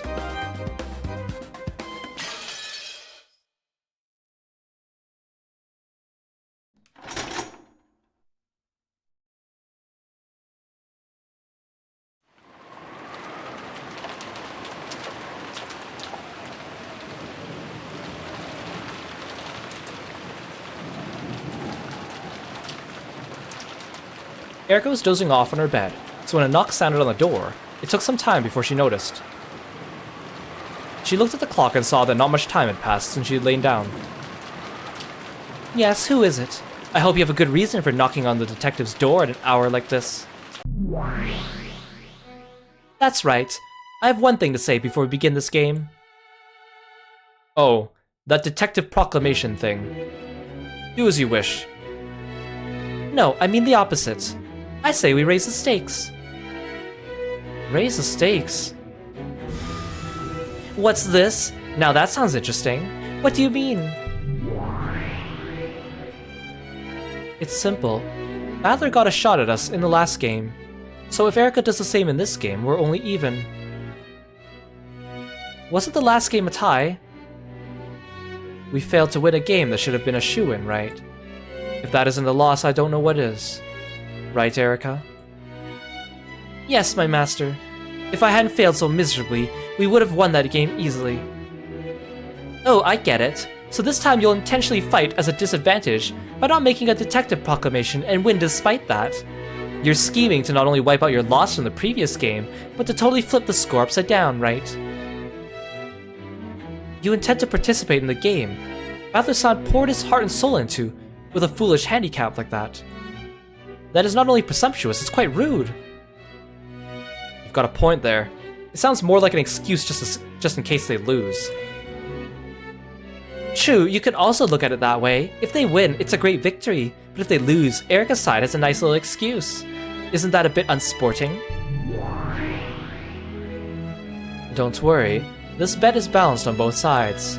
If this game is won by a human without the detective proclamation, it'll be impossible for Badler and the others to pick up the pieces of the illusion of the witch. But on the other hand, if Erika loses, that detective trash will be sent into the depths of oblivion along with the worst possible fragment. See? That's balanced, isn't it? An ultimate victory with a mere human, not a Superman detective, destroying the illusion of the witch. She's putting her own destruction on the line to make that bet. I've gotten bored with these sluggish repeating games that you and the former Bito made.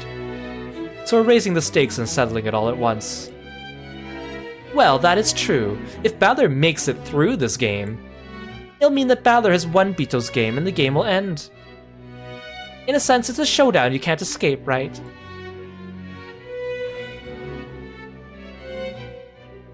I see your position. Are you okay with that, Erika? Yes, of course. In order to regain my master's trust in me, which was lost by my previous defeat, I will risk even my own destruction. Is that of your own will? Hey Aramon, welcome to the stream. Thank you so much for stopping by, and thank you so much for the stretch. I should probably do that too. Sit up straight in my seat and stretch my arms a little bit. You guys should do that as well. Thank you.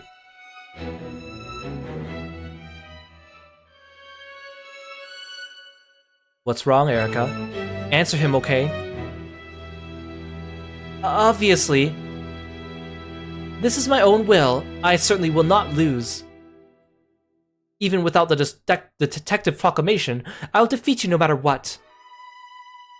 Adler-san. Sure, that's fine. If that's what you want, I'll accept that challenge.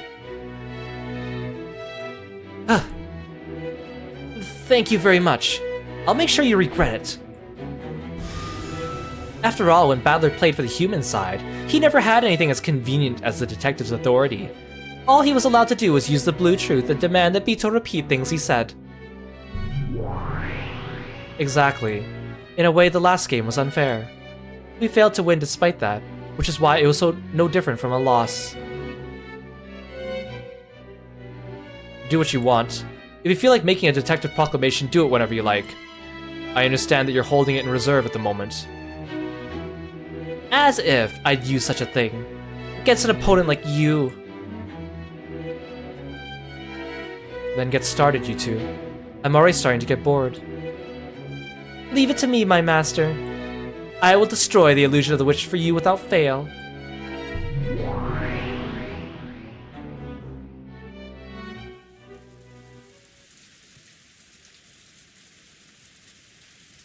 George and Jessica had been the ones knocking on Erica's door. They were asking whether Battler and Maria had come to this room. Of course they hadn't. A good while ago they went downstairs saying they want to get something to drink. We thought they might have come to your room. Of course not, why would they? Are you sure they didn't go to the mansion? We called the servant room and dining hall of the mansion, but no one picked up.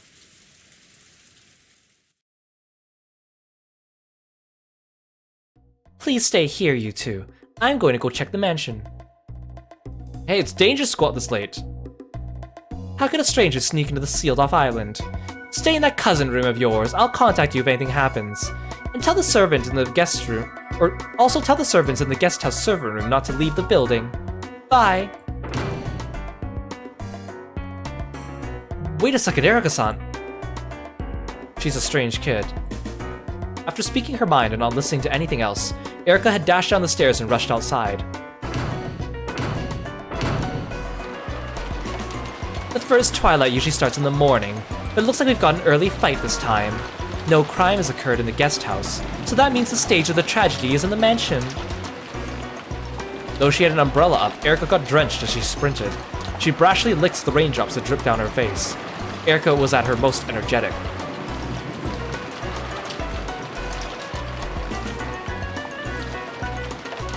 According to her memory from the previous game, the entrance hall to the mansion will be locked after the start of the family conference. However, the lock was undone this time. Had someone unlocked it, or had the lock not been set, or had it not been possible to set the lock? Well, no point in thinking about it now. After all, that might just be a whim of the Game Masters. As soon as she entered the entrance hall, the door to the parlor opened violently. Out of it flew Goda's large body. Good evening, Goda-san. Is something the matter? Police! Ambulance! That expression is really wonderfully pathetic. Just perfect for the first one to discover the crime. Please calm down. How could the police or the ambulance get to an isolated island inside a typhoon? I'm sure the phones are out anyway, so please calm yourself. Yells from Kraus and Rudolph's group could be heard from the parlor. Their shaken appearance perfectly signified the coming of the first twilight. Well then, give me the victims, the scene, and a reconstruction of the situation. Those who left to take a break didn't come back, so the adults went to the parlor. When they did, the door was sealed from the inside and they couldn't open it.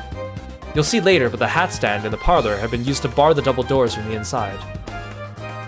So you're trying to say the door was blocked from the inside, and the windows were also locked from the inside. That's it. When they went around and looked into the parlor through the window, they saw Rosa lying on the sofa in an unnatural position, with blood pouring from her forehead. They then smashed the glass, entered the parlor, and discovered that Maria was also there, lying by the wall and covered in blood. Got it. Yes, that would make them yell. And the other crime scenes. The entrance wasn't locked when you came to the mansion, because they went out through it to check the parlor from the outside. It had been locked before they left through it, so there was a chance the others would have gone missing, were lying elsewhere within the mansion. And the adults are now searching the entire building. So did the places the victims died match that long, crazy delusion you showed earlier? They match. Rosa and Maria were in the parlor.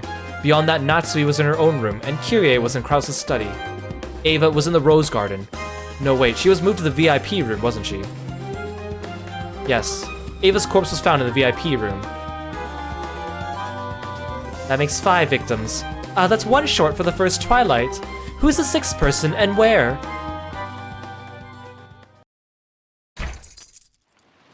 Huh? Crow, somehow the chain on this door is also set. Cut it. The culprit might be hiding in there. Goda, do it. It's so funny again seeing their tiny little sawed-off guns. Rudolph and Kraus had brought Winchesters from Kinzo's prize collection. They yelled at Goda, who was carrying the wire cutters, to cut the chain. The victims had been found one after another at several locations inside the mansion. The men who had lost their wives searched through the mansion in a rage, looking for the culprit. This was a guest room. It had previously been a room where the relatives would stay, but it hadn't been used much since the construction of the guest house. This forgotten room had been sealed from the inside by the chain.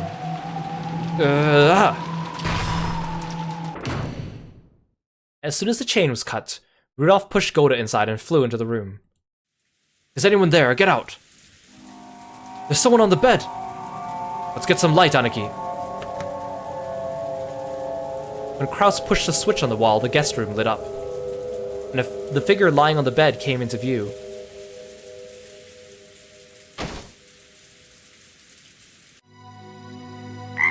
Badler! Oh, Kieran, thank you so much for gifting a sub to Aramon. That's so kind of you. Thank you very much. I really appreciate it. And thank you both of you for coming by.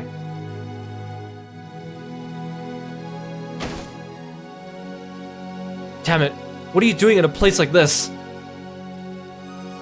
Rudolph's knees crumpled and he fell over Badler's corpse. No words could console him as he cried with a mad sorrow. In a single night, he had lost both his wife and his son. During this time, Kraus checked the window and the bathroom and searched the closet to find if anyone was hiding there, but found no one. Badler! Badler! Damn it! Ugh! How sad. Can't believe it, but this room is also a closed room. What again? Yes. My study where Kiryu-san was, Natsui's room, the VIP room with Ava, the parlor with Rosa and her daughter, and now Badler-kun in this guest room. They're all closed rooms, aren't they? I don't understand. It couldn't be suicide, could it? That's impossible. How could this be a suicide? Ugh, Badler!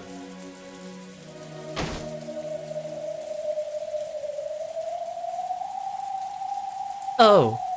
There's a surprise. To think you yourself would be the 6th person. So that means for the trial of love, Badler killed himself. It's more interesting to kill yourself off every now and then. And all of the crime scenes are closed rooms. It's a murder that couldn't have been performed without magic. Huh. Isn't seeing through that the point of this game? In other words, it must be a murder that could have been performed without magic. After all, if it really could be done only with magic, this wouldn't be a game. That's an interesting thought. Yes, that is the sort of game we've been playing. This game is fair. The goal is to explain without magic the strange crimes that are claimed to be caused with magic. If that couldn't be done, it wouldn't be a game. In other words, as Erica has said, they must be murders that could have been performed without magic. To turn it around, the witch side had a certain responsibility. They had to make a crime that could be reproduced with tricks and not magic. Unless the human side could see through to those tricks, the witch side could use all kinds of magic and illusions. In other words, in order to carry out a closed-room murder with magic, it was necessary to create a crime that would be possible with human hands.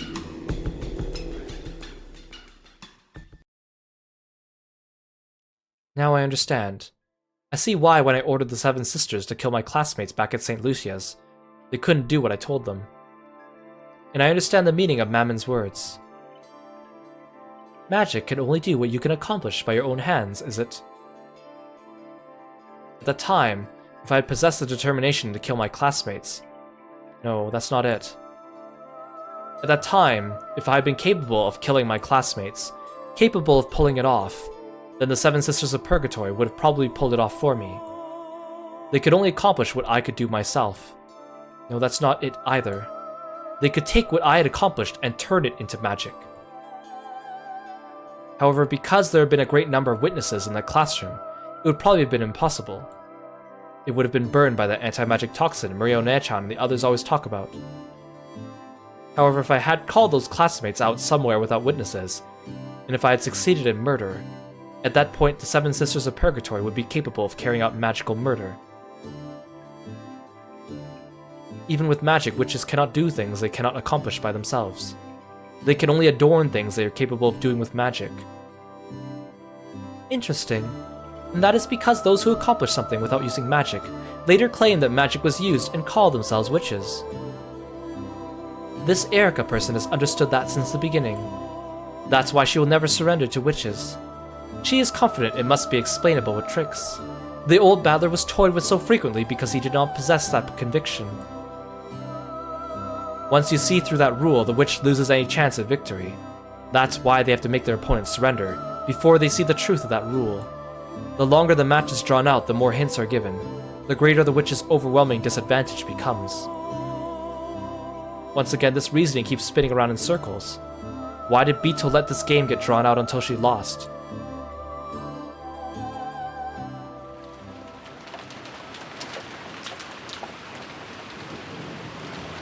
Many victims have been found, and the mansion was still wrapped in chaos. Hideyoshi's group seemed to have gone to the guest house, worrying about the safety of the kids there. Kraus and Rudolph's group was in the hall, talking about what should be done next. During a short gap in this chaos, Erika dashed all about the mansion. She was checking the crime scenes. Normally with the detective's authority, Erika had the right to openly investigate the crime scenes to her heart's content.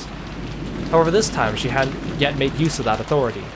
She was a guest and an outsider, so there was little to no chance she would be allowed to investigate. So she was forced to quickly check all the crime scenes now, while she could still run about as she pleased. In the servant room, there had been a clear folder containing a sketch of the mansion's interior. Because she had borrowed that, she knew the locations of all the rooms. Erika skillfully made her way through the mansion, dashing into every crime scene in turn.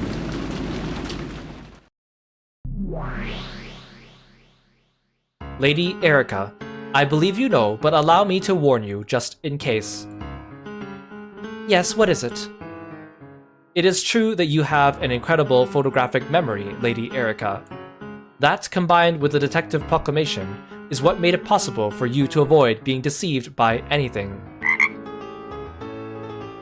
Yeah, I get it.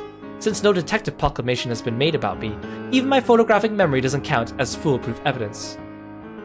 Hey, Nurse Ethy! Welcome to the stream. Thank you so much for following me and being a froggy friend. Hope you're doing well today. Of course, I understand that. Still, that doesn't mean I can afford to miss viewing the crime scenes directly. After all, in the last game, my pride in that regard led me to a truly miserable failure. For example, by this argument, no matter how well you examine a person's corpse, you cannot even guarantee that they were not faking their death with absolute certainty. Most probably, features of this situation must be individually confirmed by telling Badler to repeat them in red. And I'll need to use the blue truth liberally in order to make him. I understand. Let's start with the basics. The lack of the detective's authority is no handicap. It simply means I'm fighting under the same conditions Badler once was. Yes, this fight is retracing the old days, when Badler and Bito fought so fiercely. I have nothing as convenient as the detective's authority. I just have to truly fight the same way the old Badler fought. Thinking of it this way, it may be true I was given quite a favorable, unfair position last game, just as my master has said.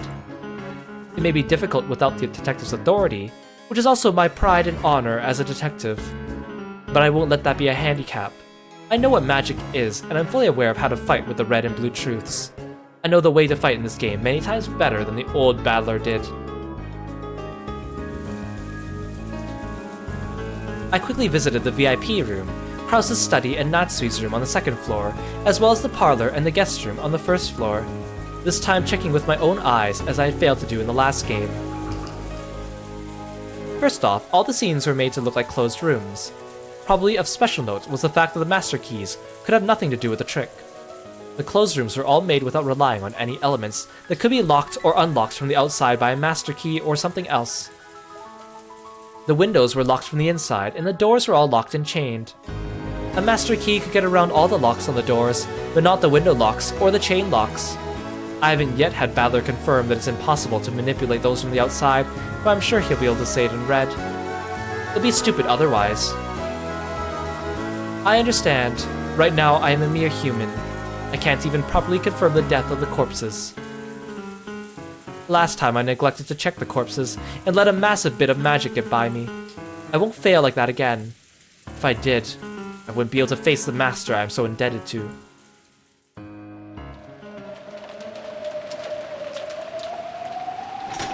We have checked all of the scenes and finished gathering information. Here is our report. Go ahead. First, all of the rooms were closed rooms, formed by the window, locks, and chain locks, and the like, so that interference from the outside would be difficult. The only exception is the parlor, where Rosa and Maria lay dead. Please allow me to speak. Let it be known that the door was barred with a hat stand. It is thought to be substantially the same as a chain lock, in that it can only be set from the inside. Last round, Erica was neglecting to check the corpses, because she relied on her detective authority. You'd hate to see what she actually looked like checking the corpses. I guess you're gonna have to find out. It is probably their goal to construct closed rooms where explanations using master keys are made completely ineffective. The parlor has no chain lock due to its very nature, so it is natural that something else will be used in the chain's place. In that case, the interesting question becomes why one of the other rooms with chain locks wasn't chosen to be a closed room. There were several guest rooms other than the one Badler lay dead in, all with similar layouts, correct? Well, she didn't really check them, she just kind of glanced at them and was like, Detective's authority, which kind of beamed the information into her brain, I'm assuming. But this time she actually has to check them. Yes, that is correct. In that case, even though it should have been more beautiful to throw them in there, so that everyone would be inside a chain lock closed room, they did not. That hat stand door bar in the parlor seems very suspicious. I should probably pursue this when demanding red truths. Also, we have corpses, but are they the same absolute deaths with their necks sliced open like in the last game, which could be confirmed even without the detective's authority? Of course, she had checked all the corpses in all of the crime scenes this time. However, without the detective's authority, she had no guarantee she would be able to see through any faked deaths with certainty. The old Badler had also started fighting by doubting whether the victims were truly dead. It was the same for Erica. Please allow me to speak. Know that there were no corpses that could have been confirmed dead with certainty by physical means. Please allow me to speak. We cannot deny the possibility that any one of the corpses might be a faked death. Well, I doubt Badler will easily confirm their deaths in red, even if I tell him to. Sheesh. I liked Bito's chain of 6 closed rooms better. However, these closed rooms are even more complete, considering that master keys don't help you at all. There are 2 general ways of breaking closed rooms that Badler might be after. An illusion of a closed room, or an illusion of a crime. It'll be one of those. I get the first one. That's when something looks like a closed room, but it actually isn't, right? What do you mean by an illusion of a crime?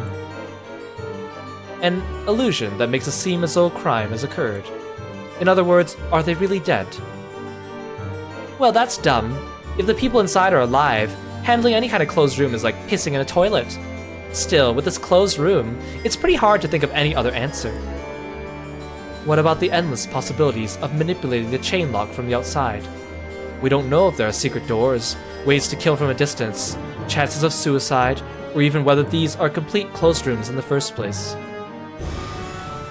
I already know since I'm looking at Badler's game board from the underside, but these are perfect closed rooms. They can only be constructed from the inside, and there exists no method by which to construct, deconstruct, or interfere with them from the outside. Can you say that in red? That'd be a little too rude to Badler, so no. If you do love me, you must see my rude words as red truth already, right? Then the closed rooms are perfect. In other words, this is an illusion of a crime. It does seem that way. If so, these are all trick closed rooms. Doesn't this mean that everyone got so pissed at Erika bragging about detectives and stuff, they joined together and set up a fake murder to make fun of her? Oh, is that the right answer?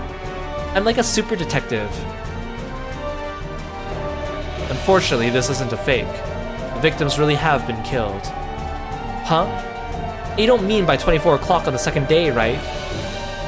No detective proclamation has been made, but she's very accurate when examining corpses. She's good enough that I could give her examinations the red truth. So, does that mean that they were definitely dead when Erika examined their corpses? Yes, that's right. Totally.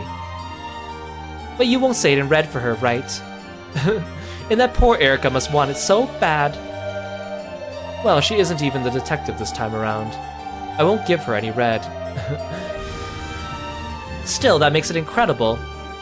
This time, Balor's really made a perfect closed room.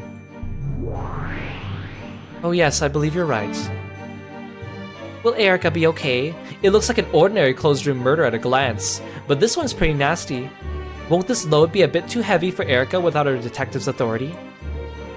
She is a self-proclaimed detective. I'm sure she'll pull through. If Balor and Vtuber are defeated by a mere human, who isn't even a detective, they'll fall apart in the most exquisite way, don't you think? And even if Erika loses, you get to play by throwing her into the worst fragment and knocking her into the depths of oblivion. Exactly. No matter how it turns out, it won't be boring. You really are heartless, aren't you? Well, wringing out this black cat like a towel and licking up every last drop is bliss to me. Vito's game board didn't entertain me for some time, but we've already wrung everything we can from it. It'll be over with this game, so in the end, we really must let Balor and Erika bet everything in one final face-off. Heh, and I want to play with you forever in this game. What a shame. Hey Sunflower, welcome to the stream, thanks for stopping by. Come now, I spent plenty of time with you already. Go find me another interesting game. If you do, I'll play with you again. Ah, yes, you really don't let me get bored. That's okay, Burn Castell. Seeing your face twist with anguish is the one forbidden honey I found for myself. Ikibo, welcome to the stream. Thank you so much for coming by. Yes, I've had a few friends link me Luca from Honkai Star Rail. He is definitely the type of character I would enjoy. But I also refuse to play Honkai Star Rail, so I will save myself the trouble and just live vicariously through my friends. Lambda Delta had guaranteed that it was a perfect closed room. Burn Castell had guaranteed that it was a perfect murder. Perfect closed room. And murder.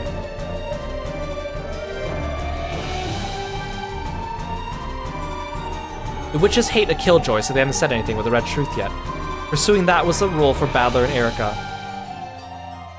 Aw, Kieran, you're so sweet. Thanks again for gifting Aramon the gift sub. Looks like you've trampled all over the crime scenes by now. Satisfied? Is your inspection complete? Yes, I'm satisfied. So about our war of red and blue, shall we start right away? Or do it all at the end? I don't like putting things off. I think the same goes for you. Then let's get started with the closed rooms of the first twilight. First, I'd like to check. Do you intend to respond if I ask you to repeat something in red? Depending on what you say, yes. I have no obligation to respond to everything, and I won't reveal my reasons when I refuse. Good.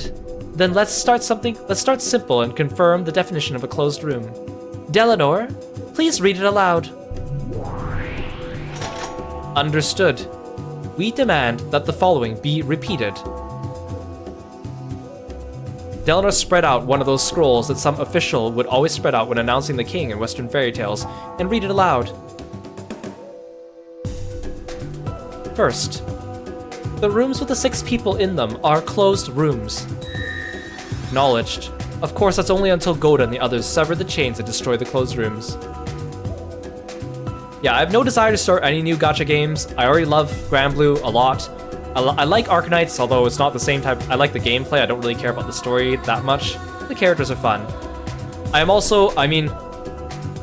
sorry for all of you, but I am a Genshin unenjoyer. I actually dislike Genshin. But a lot of my favorite artists draw really nice Genshin art, so I will enjoy that. So I refuse to get into Honkai. No more gacha games for me. I don't even really like gacha games to begin with. I think Grand Blue is an exception. I don't like the gacha game model. I don't like how a lot of gaming is moving towards gacha. I don't like this like quick fix of serotonin that people want to get, or feeling that they're invested in games just because they spent money in them when they're free games. Like, I don't like a lot of that. I just want to play, like, I want to say real games, but I know gacha games are real games, but like games without the gacha in them. That's my thing.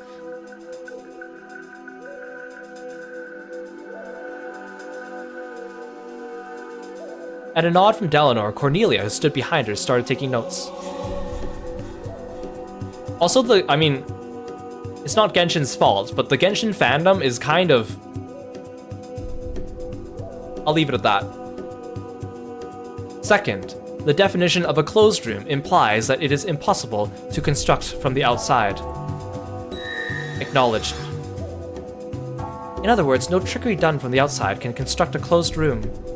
It is not permitted for a chain lock to be reset from the outside by a cleverly used wire, for example.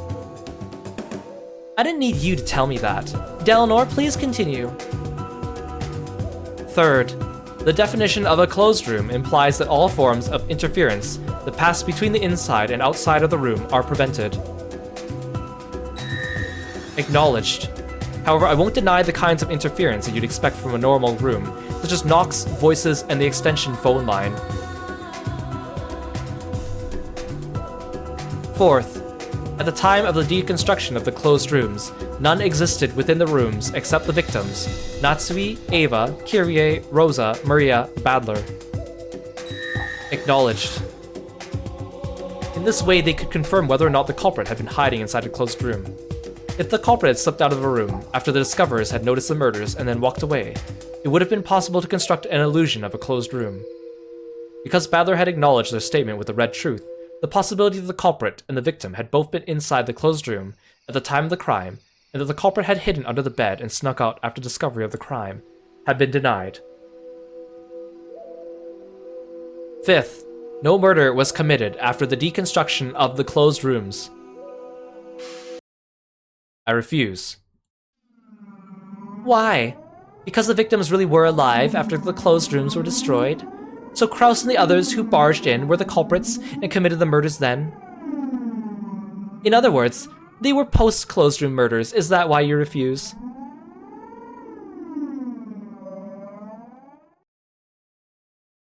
Not at all. The murders will continue to occur, so we cannot say in red that no murders will happen after this. Sheesh, what twisted logic. You probably see what we're getting at. Kraus's group cut the chain and destroyed the closed rooms, then killed the people inside. I just want you to counter this. Lady Erica, it is insufficient to refer to Kraus's group, an unspecified number of people. You should first determine which humans entered the room after the closed room was deconstructed. Allow me to speak. Excepting the victims, those who entered the closed rooms were Kraus, Rudolph, Hideyoshi, and Goda. Allow me to speak. This is based on spoken testimony.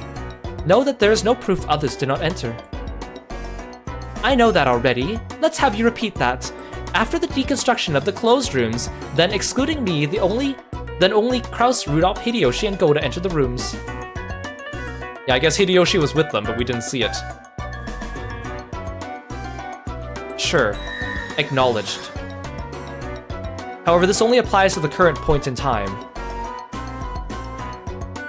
It's possible some later development in the game will cause more people to enter. Repeat it.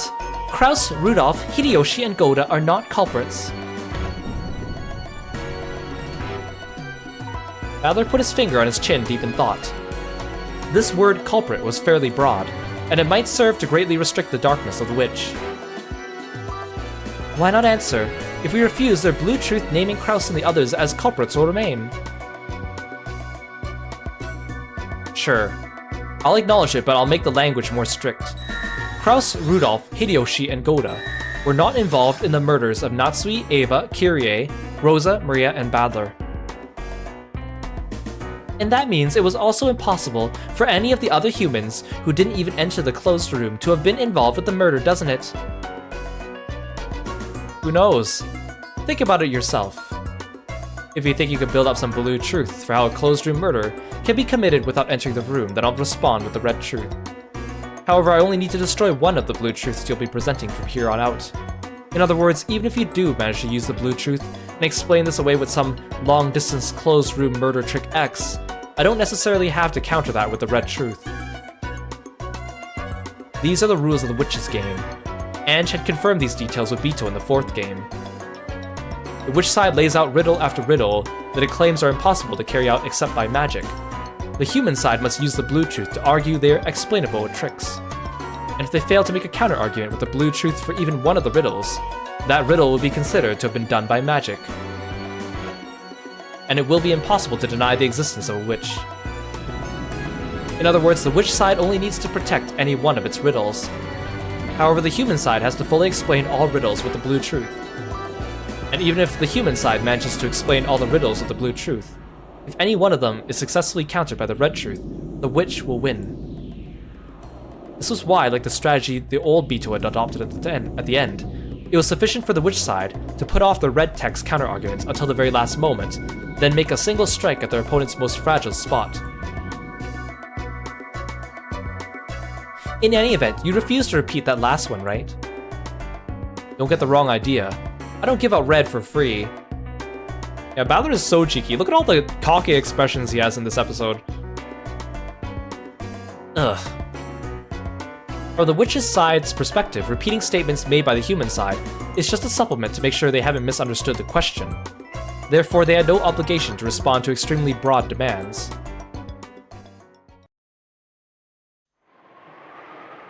Not bad. Looks like you could handle being a player on the witch side pretty well too. Your experience is no match for mine.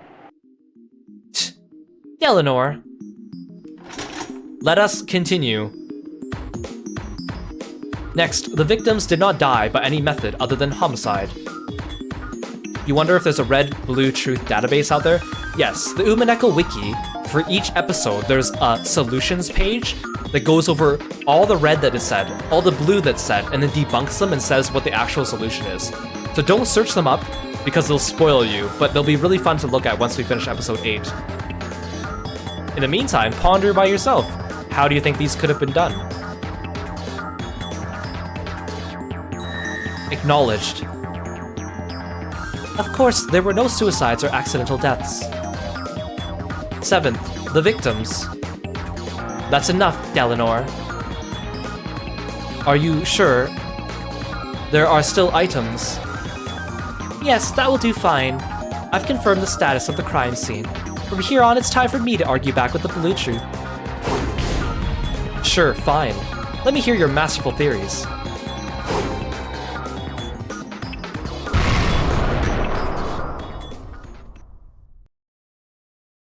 Though Balor and Erica were enemies, it looked to Bito as though they were having a little fun doing this. She was probably slightly jealous of Erica. Bito thought back on the book she had read in Featherine's library, in which the old her and Balor had fought. That must have been fun as well.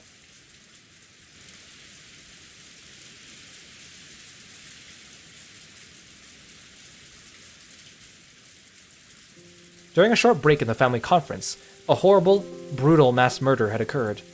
The 6 people killed, excluding Balor, had all been women. The remaining men went mad with rage at this cowardice, then broke down sobbing at the sadness of losing their wives over and over again. Why were they all women? How cowardly can a person be? What's wrong with us? Here we are under the same roof and we're just smoking away, not noticing that members of our own family are getting killed. Damn it! But who and how? They were not unguarded. The chain was set for all of them. Who gives a damn about that? I don't care how they were killed, I just want to know who did it. Genji-san, Goda-san, were the doors and windows of the mansion all locked during the family conference? Yes, there can be no doubt. In accordance with Madam's instructions, everything is always locked at the time of the night patrol. Tonight was a special case, so everything was locked up right after seeing the children off to the guest house.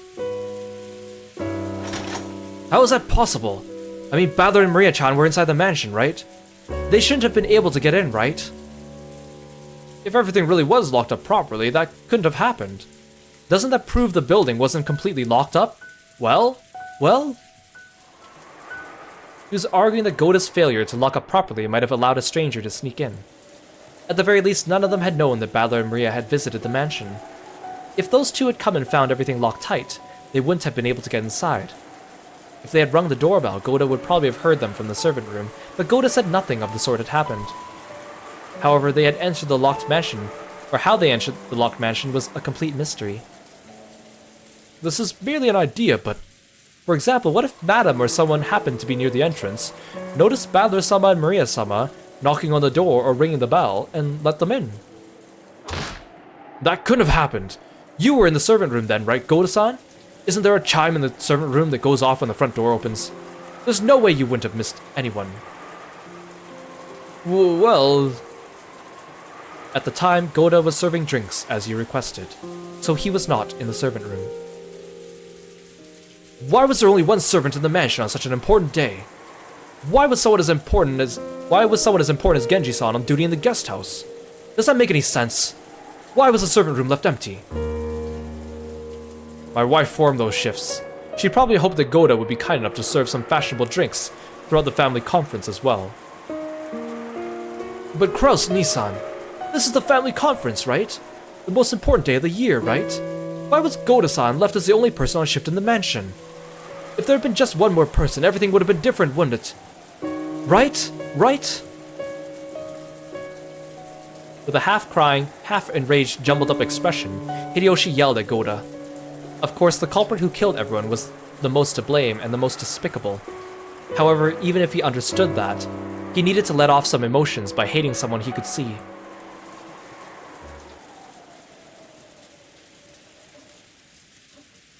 I am fully aware of how everyone feels. However, please calm down. Either Goda-san wasn't thorough in locking up, or someone let Battler-san and Maria-san in after they came back from the guest house, and then forgot to lock up afterwards. However, that doesn't necessarily have anything to do with how the culprit snuck in. After all, the mansion is massive. They might have come in much earlier and hid until late at night for all we know. I can understand you might want to suspect certain people, but please calm down. Our guest is right. The culprit is the one we should hate, not the servant who just happened to be on duty. At any rate, let's calm down. I feel as terrible as the rest of you. However, we must take the initiative now and regain our composure. Nanaki. Everyone feels just as sad and devastated, and none of us will ever forgive the one who did this.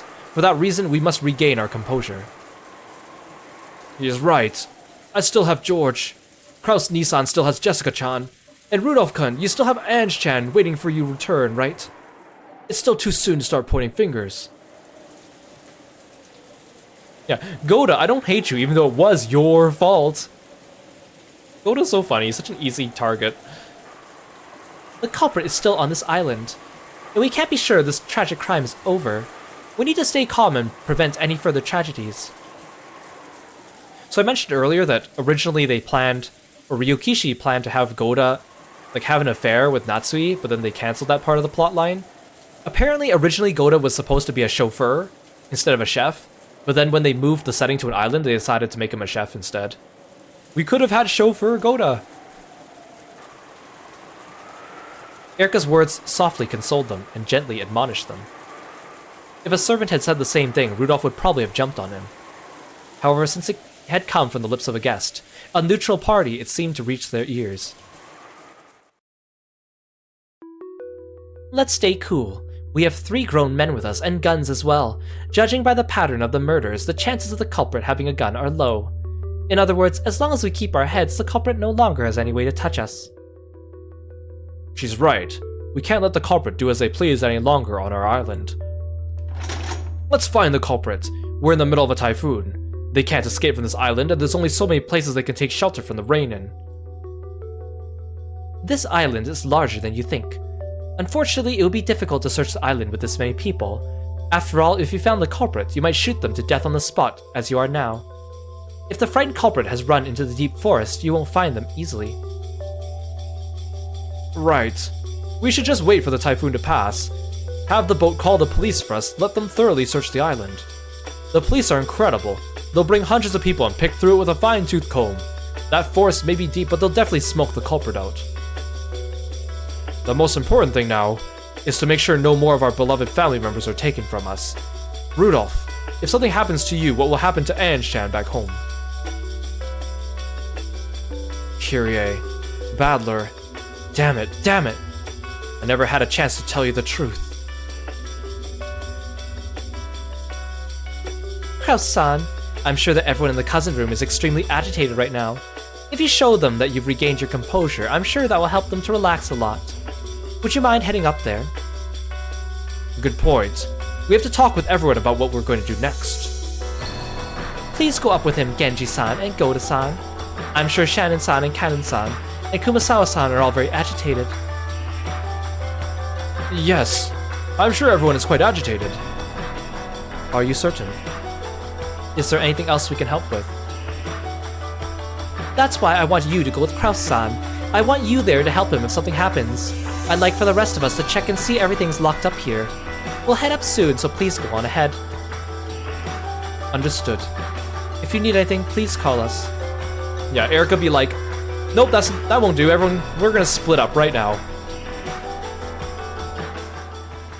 And you know that she's got something nefarious planned. Genji bowed and Kraus nodded. Kraus also nodded to Erica, then headed up to the second floor with Genji and Goda.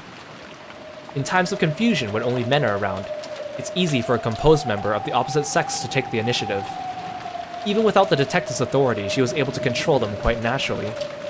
Erica had wanted to get rid of the servants for the time being. Okay, in that case, let's go to checking the locks. Our problem's gonna be the big window in the lounge. It looks like it doesn't even have shutters. Yeah, thanks for stopping by, Sunflower. Hope you have a good rest. Sleep well. If they smash this, we won't be able to stop them from coming in. Don't worry, the sound of the glass smashing will be more than enough warning. We'll turn them into Swiss cheese. Quiet, please. I didn't have you stay down here to check the doors and windows. Please listen calmly to what I'm about to say. When Erica lowered her voice, Rudolph and Hideyoshi realized that she wanted to talk about something secret, so they brought their ears closer as soon as they regained their composure. Listen up. This crime happened during a short break in the family conference. In that tiny span of time, 6 people were killed without anyone noticing. I can't imagine a crime improvised on the spot going so smoothly. This crime scene was committed by someone who knew the layout of this mansion well, inside and out. Well, if they didn't know the inside well, but... A short while ago, they had attacked Goda, suspecting the servants of making a blunder. However, they only thought that he'd forgotten to lock up, and were attacking him for letting the mysterious culprit sneak in. They hadn't considered that one of the servants they knew so well might have taken those lives with their own hands. No, they hadn't wanted to think that. People can't easily suspect someone they know well of being a culprit. At the time of the crime, the mansion was locked from the inside, and only those with the family involved with the family conference existed there. So, Aneki killed Kiri and the others? Or am I supposed to suspect Hideyoshi Nissan? It's impossible, unthinkable. I never even considered suspecting Kraus, Nissan, or Rudolph-kun. All the siblings had excellent relationships with their spouses. True, the Ushimi family may be strict with discipline and money, but that doesn't mean we treasure our own families less than anyone else. Yes, of course I believe that. I wouldn't dream that any of you would kill your own wives. Erica had already received red truth proof from Badler that they were not the murderers, so there was no need to argue that point. Kraus, Rudolph, Hideyoshi, and Goda. None of those 4 were the killer. And yet Erica said this. However, what about Goda-san? He was in the waiting room the whole time during the family conference, in a position from which he could do anything without anyone knowing. Isn't that a little too early to suspect Goda-san? Goda-san came to bring us drinks in the dining hall during the break. He was with us for quite some time. He couldn't have had time to kill 6 people. However, he might have been able to let the actual killer into the mansion. Precisely. Goda-san probably didn't kill them himself. However, it's very possible he secretly welcomed the actual murderer into the mansion. Rudolph and Hideyoshi, stunned, looked at each other. They were family. Even a wife of the siblings would be considered family. Though the siblings hate each other, it wasn't possible they hate each other's wives enough to kill them. Ava and Rosa were two of the siblings, but none of the others could have had any reason to kill Natsui, Kirie, Badler, or the young Maria. But to a servant like Goda, perhaps they were all a little more than complete strangers. I suspect the servants on 2 points. First, the victims are familiar with them. There were no signs of a fight in any of the crime scenes. I think you know well that there was no disturbance at any of those places. I was thinking that too. Figured Kirie was used enough to fight so she wouldn't get killed that easily without resisting. That woman wouldn't hesitate to bite your finger off. It does make more sense if the culprit was someone she knew, who suddenly attacked when her guard was down. Hey Yatogami! Welcome to the stream, thank you so much for following me and being a froggy friend, good to see you. Come to think of it, the same goes for my Ava. She knows a dozen kinds of martial arts. She spends every day practicing, wishing for some ruffian to attack her. She wouldn't have been killed so easily. Then what about Rosa-san in the parlor? Do you think she'd easily be killed by a stranger without resisting, while she had her only daughter with her? And this tells us something else that's important. Something important? The culprit isn't just one person, right? You're right. Both Rosa-san and Maria-chan were in the parlor. If they hadn't both been killed at the same time, there would have been an uproar. Since the culprit was able to do that, there can't just be one of them.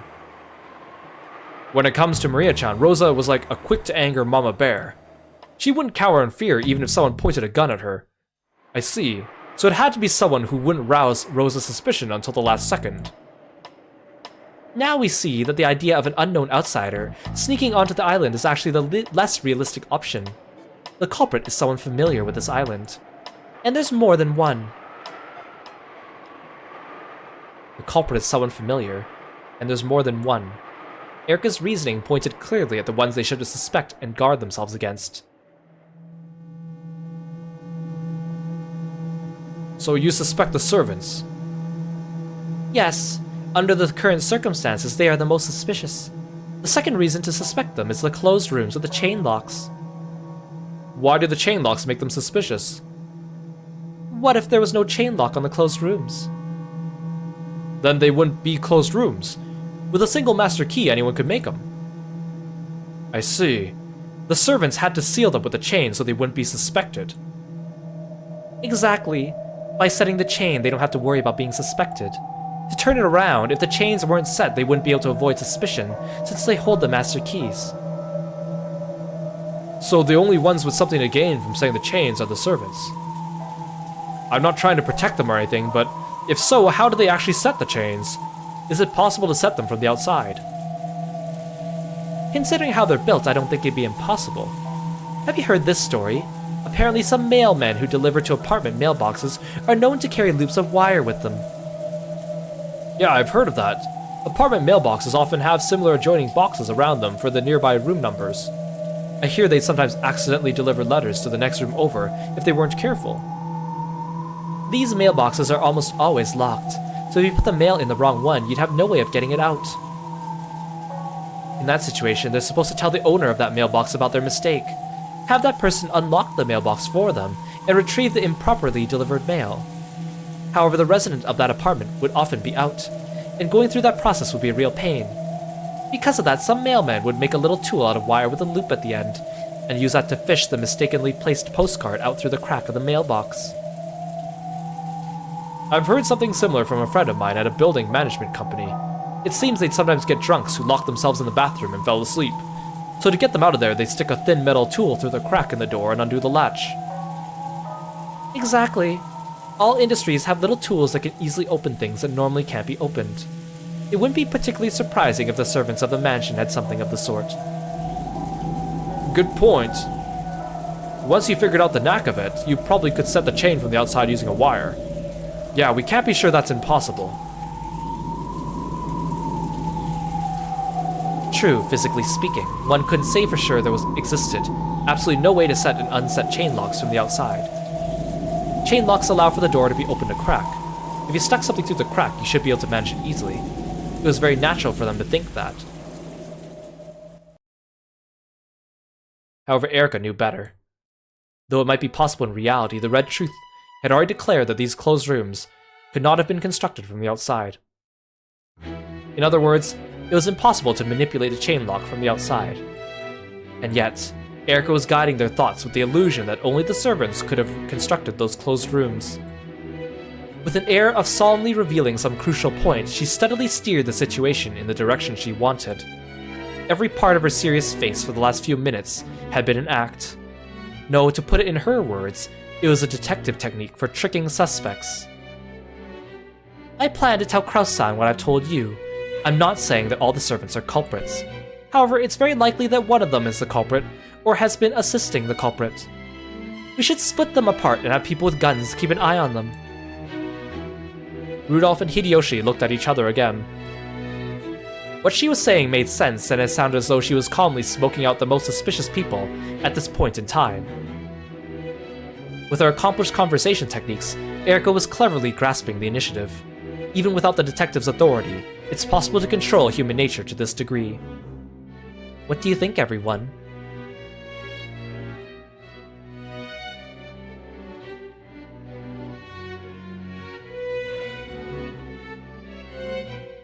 Oh, Erica, you sneaky you.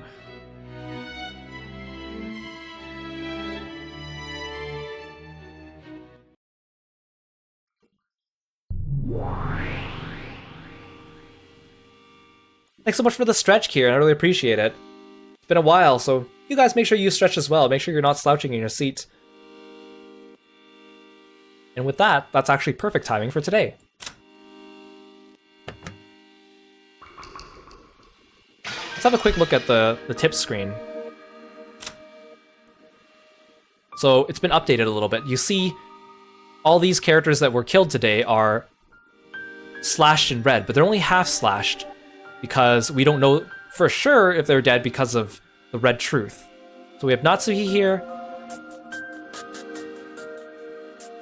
We have Ava.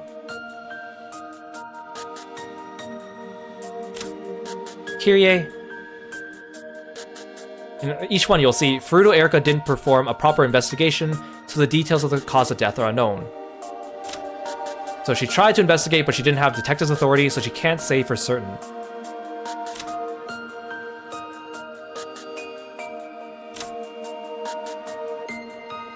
Of course, this menu is still the same, nothing has changed from here.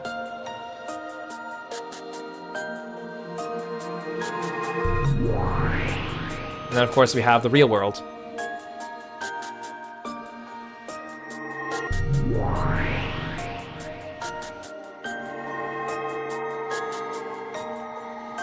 And Kinzo's missing, still, of course. Actually, we haven't seen Nanjo at all in today's stream. So, this mystery is getting really interesting. We saw a lot of interesting fight scenes. Again, I really like the Umineko scenes where they're like fighting, but somehow they're still using the logic of the rules of Umineko to explain how the fighting's being done, even for characters that don't seem to have any combat prowess, still doing something, which is kind of neat.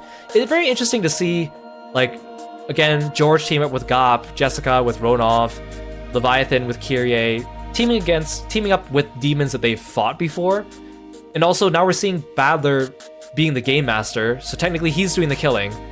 And then like George and Jessica and Cannon and Shannon are also getting in on the killing. Very weird reversal of roles, especially now with Erica being like, I would say the detective, but she doesn't have her detective's authority. But yet she's playing for the human side, but we're cheering for the witch's side because Badler's on that side now. Very weird reversal. And again, a lot of this is like just a big metaphor for something happening with the magic. But it's our job to uncover what exactly happened. And again, the more that you start to piece things together, the more things will start to make sense. And if not, we'll talk about it by the end of episode 8. But for now, we're just going to continue giving more hints and seeing how everything's going along. But it's getting very interesting. There's still about 2 more streams left in this episode, so there's still a way to go. We're like over the midway point now, but there's still stuff to be seen. Yeah, thank you so much for coming by the stream, everyone. Thank you so much for all the new people coming by and following. Thank you so much for the subs and for the bits and for the raid. I really appreciate it. Hope you guys had a good time. Tomorrow we'll be streaming again. Now, I might do a casual stream tomorrow. Like, I might just play Final Fantasy XIV and just chit-chat with you guys, which is a little bit different from what I usually do. it's been a while since I've done like a chatting stream, and I've kind of been feeling like I've been in the mood to do it again. So keep your eyes on Twitter. I will put out an announcement with my schedule for the week.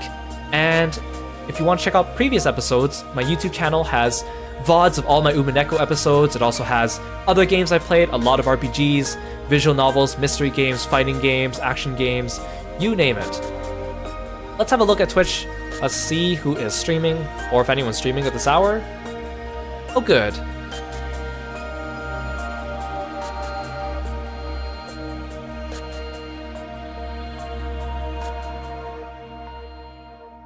Okay, my friend Mochi is streaming. She's a really great artist, but she gets easily embarrassed by compliments, but I want to drop in on her. So, stick around for a raid and see some amazing art. Otherwise, I'll see you guys next time. Thank you, bye-bye.